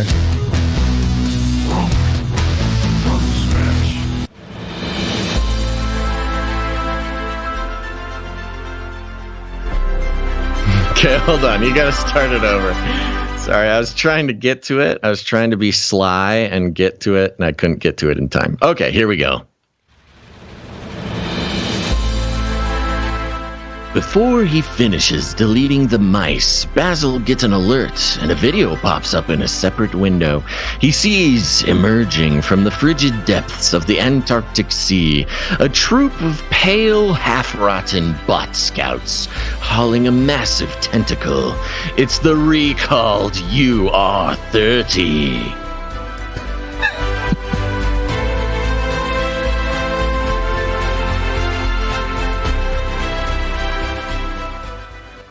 I'd lay some extra sauce on that one. Mm-hmm. Thank you to all of the artists. Thank you, Runk Smash. And if you out there are a creative person, do you write things or create visual art or music or whatever? If that's you, let us put it on the show. Come on, get it on the show. It's very important. It helps build the culture. It helps perpetuate inside jokes, build the lore of the Canaryverse. You can become a part of it. People kind of seem to have this idea that you need to be some sort of elite producer of the show. I'm telling you, for the most part, literally anybody can get in on this, folks. So create something and send it to CanaryCry.Radio@gmail.com, and we would love to put it on the show. Thanks. Yes, it's wake-up time. Hey, yo, wake up. I labeled this segment wrong. Yes, you did. I forgot to change the thing. It says it's from last episode. It says Antarctica AI drone, but it's not that. It's actually about the beast system. Speaking of the beast system. Beast system. It's happening, Basil. DailyMail.co.uk. Most complete baby mammoth in North America is found, in all caps. Well, they found him. They finally found him. Have you seen the photos? Oh, my goodness. No. This is still the headline. Female calf that lived some 30,000 years ago in Yukon was frozen in permafrost that kept its skin intact. A preserved baby mammoth. Yeah, a preserved baby mammoth that lived more than 30,000 years ago has been discovered. It's terrifying. Yeah, I know. In It's Yukon, a zombie elephant. And experts say it's the most complete find in North America. The calf, named Nunchoga, meaning big baby animal in the Han language, was frozen in permafrost, resulting in its remains being mummified. The baby mammoth was found by miners. The people that mine, working in the Klondike gold fields, not miners, not children. I mean, unless there was some child labor laws being exploited there, being exploited here, yeah. The baby mammoth was found by miners working in the Klondike gold fields within Trondheim in traditional territory. Wow, I have no idea how to pronounce that. And images of the remains shows its skin still intact with bits of hair still clinging to the body. A further analysis revealed the calf is female and lived alongside wild horses, cave lions, and giant steppe bison that once roamed Yukon thousands of years ago. And yeah, this thing, it's like a zombie Dumbo or something. Yeah, it's really, really terrifying. Minister of Tourism and Culture Ranj Pillai said in a statement, quote, "The Yukon has always been an internationally renowned leader for Ice Age and Beringia research. We are thrilled about this significant discovery of a mummified woolly mammoth calf, Nunchoga, without strong partnerships between placer miners, Trondheim and the Yukon government. Discoveries like this could not happen." The Nunchoga is positioned with its arms and legs crossed and its eyes are closed shut. And what's the read here, Gonz? I don't care about any of these details anymore. I need to know, how is this little zombie elephant going to affect my life? Well, it's very well preserved. Okay. You watched a film recently, did you not? The pickled elephant. Where where DNA of an ancient extinct creature is found and is reanimated. Okay, now I get it. It took me a while. Yeah. Woolly mammoths are known to have roamed Yukon, but research in 2021 shows they called the area home as recently as 5,000 years ago. Scientists, what is the sentence? Scientists, 30,000-year-old DNA of past environments in permafrost that included that of the woolly mammoth. That sounds like it was confusing. A link or something that got mixed in, didn't get hyperlinked or something. Something about the DNA. Tyler Murchie, an archaeologist specializing in ancient DNA at McMaster University, told Gizmodo that when he saw the samples, he thought there may be cool stuff inside them, waiting for someone to study. Murchie and his team isolated and rebuilt the DNA, showing the fluctuating animal and plant communities at different time points during the Pleistocene-Holocene transition, which was an unstable climactic period 11,000 to 14,000 years ago when several large... Someone needs to edit this, Daily Mail. It's the Daily Mail. Nobody needs to edit this. When several large species such as mammoths, mastodons, and saber-toothed cats disappeared. The analysis showed that mammoths and Yukon horses, which lived alongside DNA. Yeah. And hey, what was that company, that guy that kept talking about how he wants to resurrect the woolly mammoth? I forget his name. I don't remember. That was so long ago. I know, but he kept popping up, and we've covered him a couple times. But that's what was interesting to me was I don't think he was mentioned in this study. Here it is. Okay. Well, this isn't that, but there's a quote here. The amount of genetic data in permafrost is quite enormous and really allows for a scale of ecosystem and evolutionary reconstruction that is unparalleled with other methods to date, he says. Although Although mammoths are gone forever, horses are not, says Ross McAfee of the American Museum of Natural History, another co-author. The horse that lived in the Yukon 5,000 years ago is directly related to the horse species we have today. Biologically, this makes the horse a native North American mammal, and it should be treated as such. There you go. There's your justice, social animal justice at the very end. Yeah, it's a person. It's a person. He needs a respectful burial. But also, if you take the Jurassic Park model, you can just take the modern horse DNA and mix it with the woolly mammoth DNA they found here. Get the frogs in there. Get the frogs in there again. That'd be hilarious. Yeah. Frog woolly mammoth. Frog All right, mammoth. so what's the deal, man? Is Putin going to get his hands on this thing? I don't know. I mean, it might as well get his hand. I mean, get the Scythians to ride them, into battle. Yeah, I was going to say, seems like a new military strategy. So we got the resurrected Scythian army of the Russians riding resurrected woolly mammoth hybrids, attacking the. Hold on one second. Attacking the Shaman battalion group, where Handsome and 22 are waiting for battle. This is the stage is set, folks. World War III. Here we are.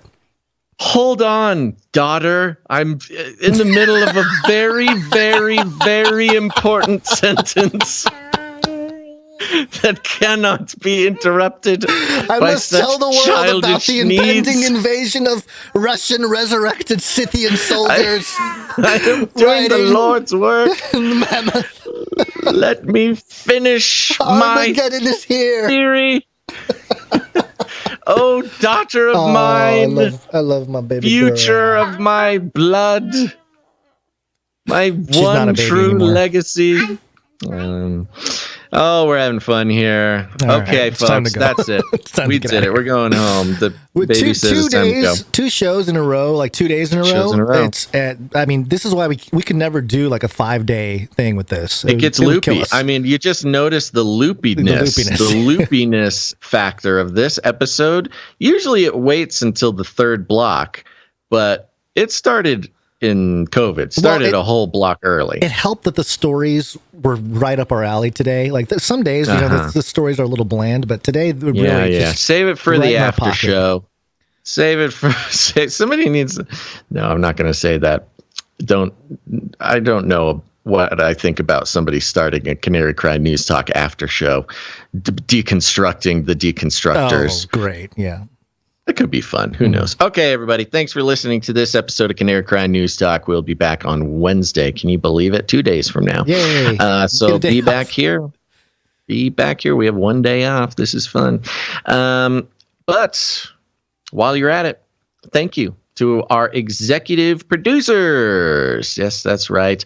Our executive producers, Darren S. and Juan A. Thank you very much for making the show happen. And thank you to the rest of the wonderful producers who participated with their time, their talent, or their treasure, making sure that the lizard people know that their twisted value system has no place here in independent media. And if you want to become a producer, if this show brought any value to your life, which I think it did. I think so. If we're all being honest with each other here, this brought some value to your life. Whatever it is, whatever form that value takes, go ahead and head on over to CanaryCryRadio.com/support. CanaryCryRadio.com/support. That's right. And remember, you can participate in the value for value model in lots of different ways. If you're an artist or creative person, you can produce with your talent, but you can also produce with your time. We've got lots of back-end producers who are hardworking, also talented in their own way, but the work that they do for us is very important to so many aspects of the whole community, starting with our clip producers.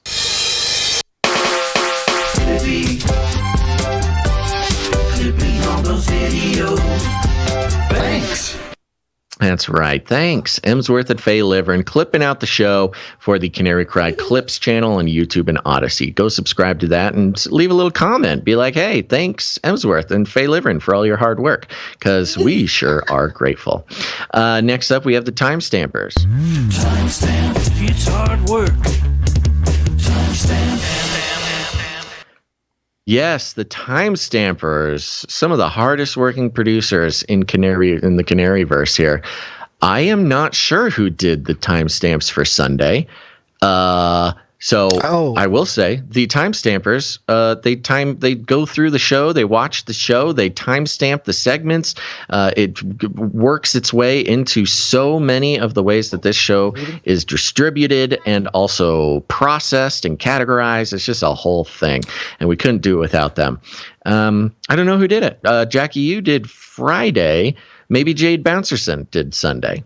Maybe I'll just say that and wait for somebody to correct me. But whoever the timestamper was, thank you very much. Thank you. Yes, very appreciated. Go to CanaryCry.Meetups.com. CanaryCry Meetup. Go to the meetups. Head on over there, CanaryCry.Meetups.com. It's a website. You know what to do. Go to it. There's meetups. Let's see. We have the Zoom meetup every third Saturday, which I think is past for this month. But we have the Hollidaysburg, Pennsylvania meetup on the 9th of July. It promises to be a banger. Sir Salmons and Sir Dove are throwing it. Sir Dove is bringing some original artwork, some very cool things that'll be giving out. Games, potluck. It's a whole thing, folks. If you're anywhere near Pennsylvania, you need to go to this meetup. There's also the Reno, Nevada meetup on the 30th and more to come. Go check them all out at CanaryCry.Meetups.com. Send an email to the host to RSVP. This is fun!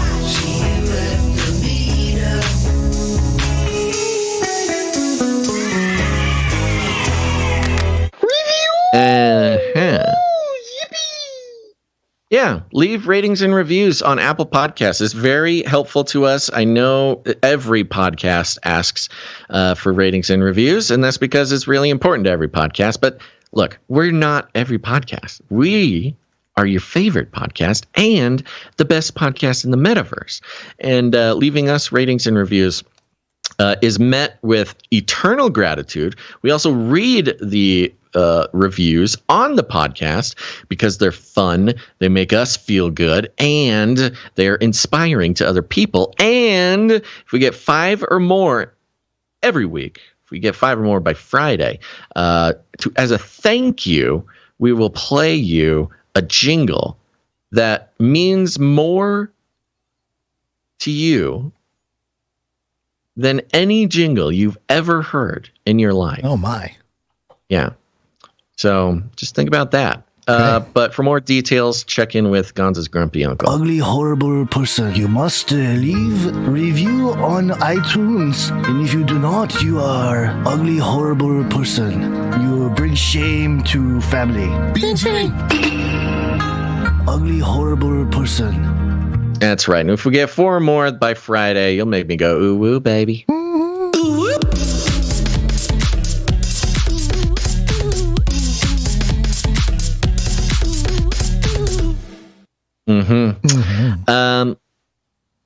We don't have any new reviews. I'm looking at the list. This is not going to be a happy Friday. Not going to be a happy Friday. Step it up, folks.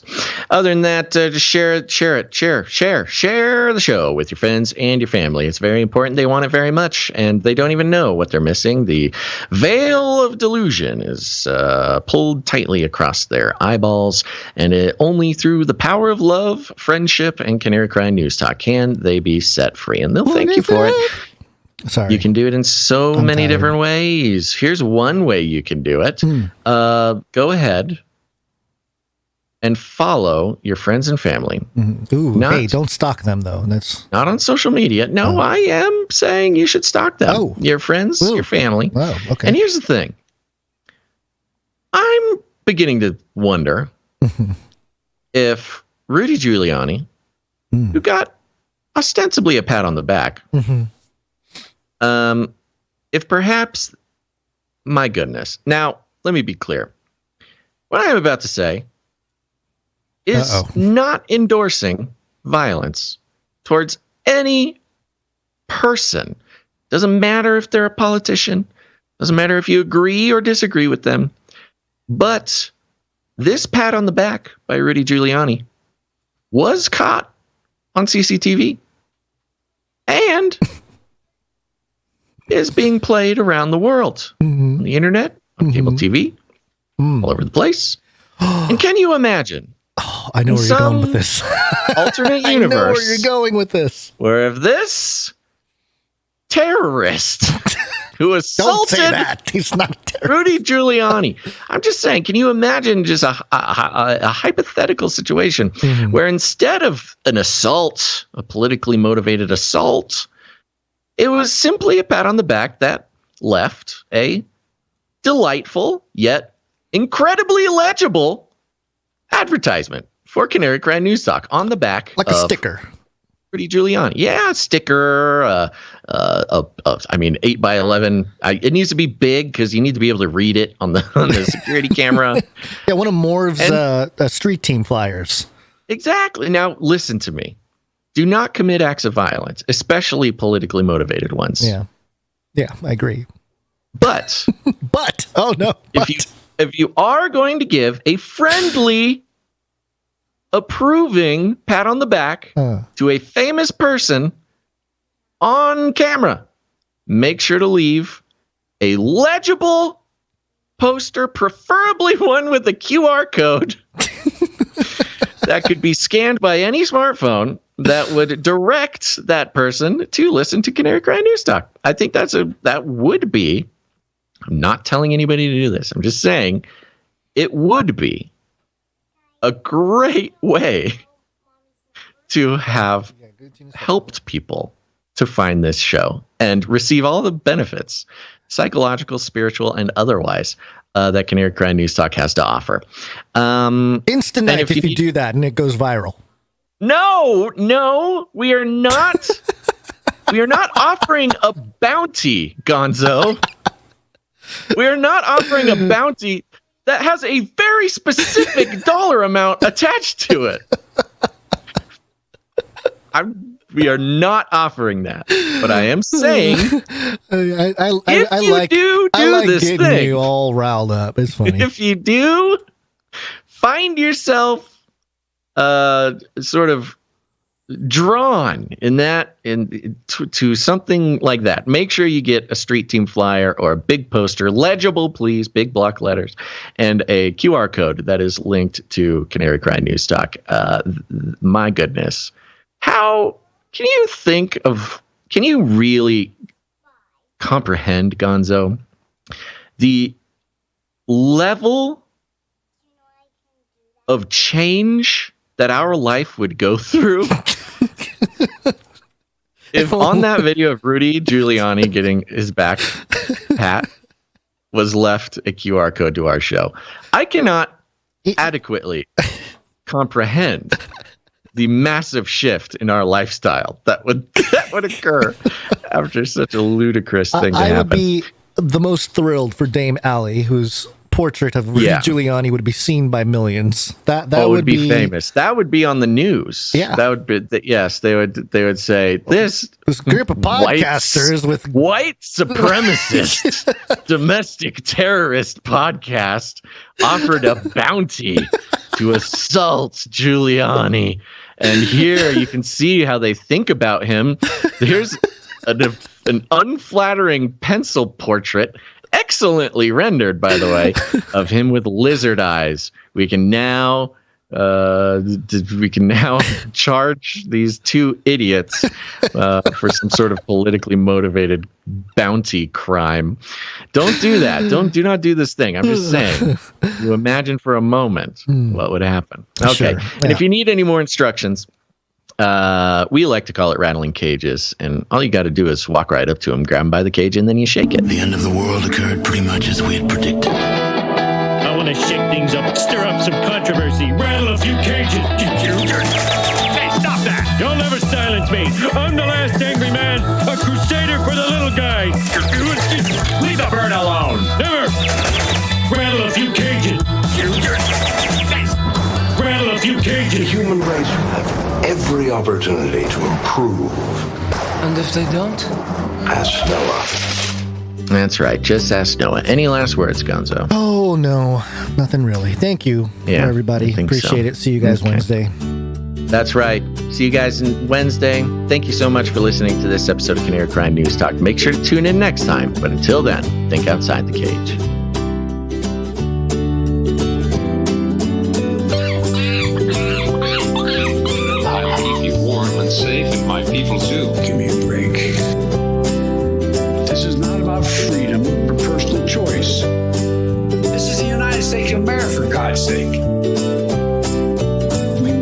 hunt you down and make you pay.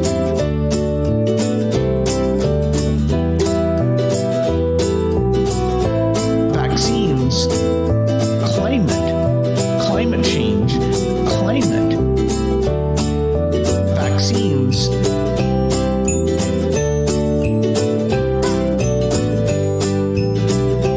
People don't even read their Bible, for heaven's sake. He's a Satanist. He's a Satanist from one of the Satanist churches here where they sacrifice babies.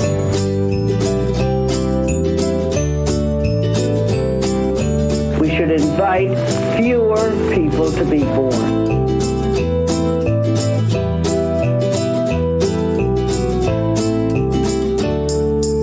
Remember, reality is an illusion. The universe is a hologram. Buy gold. Buy!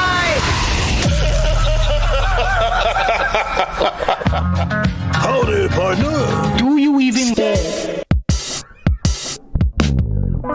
You little rascal. I am so hot. You're so hot. I'm...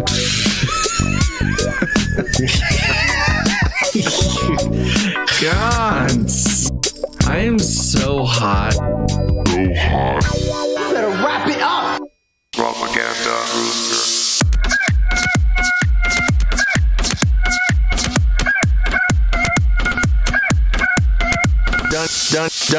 Don't even get me started on bidets, man. Bidets, man. Bidets, man. I'm telling you, you were living the life, man. Bidets, man.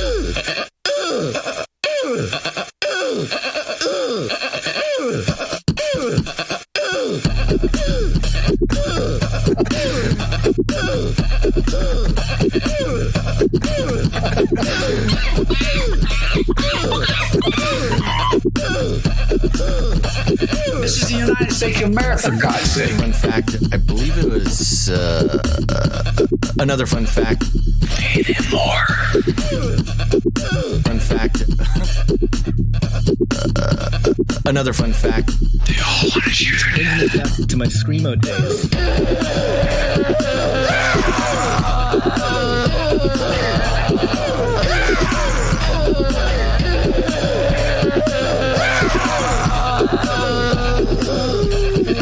Armageddon's on the way.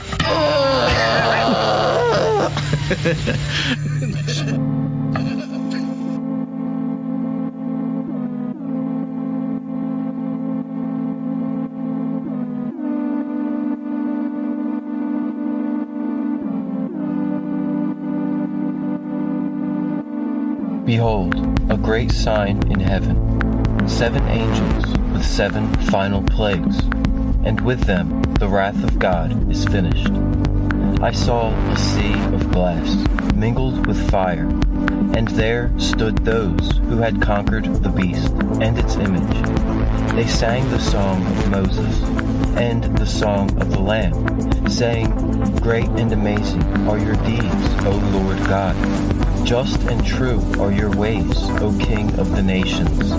You alone are holy, and all the people will come to worship you, for your righteous acts have been revealed. After this, the sanctuary of the temple in heaven was opened, and out from it came 7 angels with the 7 final plagues. Then one of the 4 living creatures who stand beside the throne gave them 7 bowls, full of the wrath of God.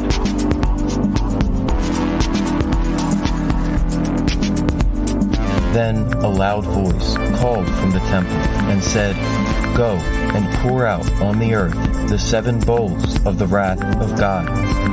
So the first angel went and poured out his bowl on the earth, and painful sores came upon the people who bore the mark of the beast and who worshipped its image. The second angel poured out his bowl into the sea, and it became like the blood of a corpse.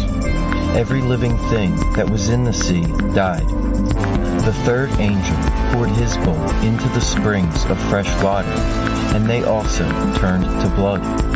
Then the angel in charge of the waters said, Just are you, O Holy One, who was and who is, the nations have shed the blood of saints and of prophets, and you have given them blood in return, as they deserve. The fourth angel poured out his bowl on the sun. It struck the people with fire, and they were overcome by fierce heat. They cursed the name of God, and they did not repent. The fifth angel poured out his bowl on the authority of the beast. Its kingdom fell into darkness, and the people gnawed their tongues in anguish. They cursed God because of their pain, and they still would not repent of their deeds.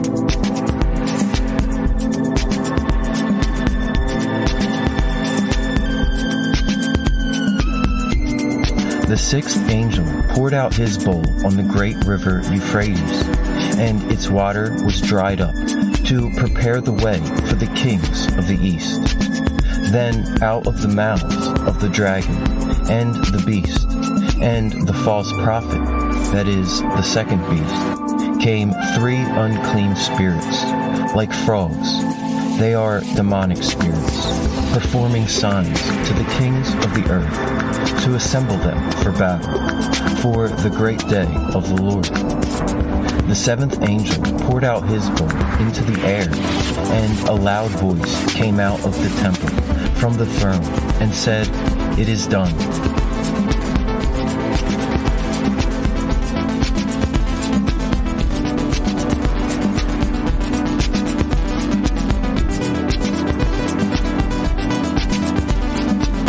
Then there was a great earthquake, the most powerful there had ever been since man was on the earth.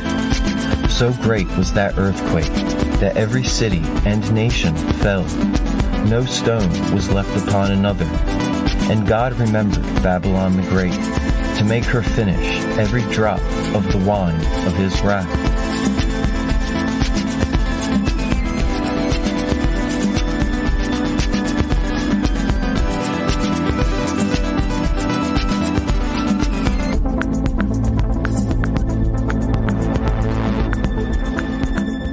Keep you warm and safe in my people's zoo. Do not come back, you Nazi psychopaths. CanaryCry.Radio.com/support.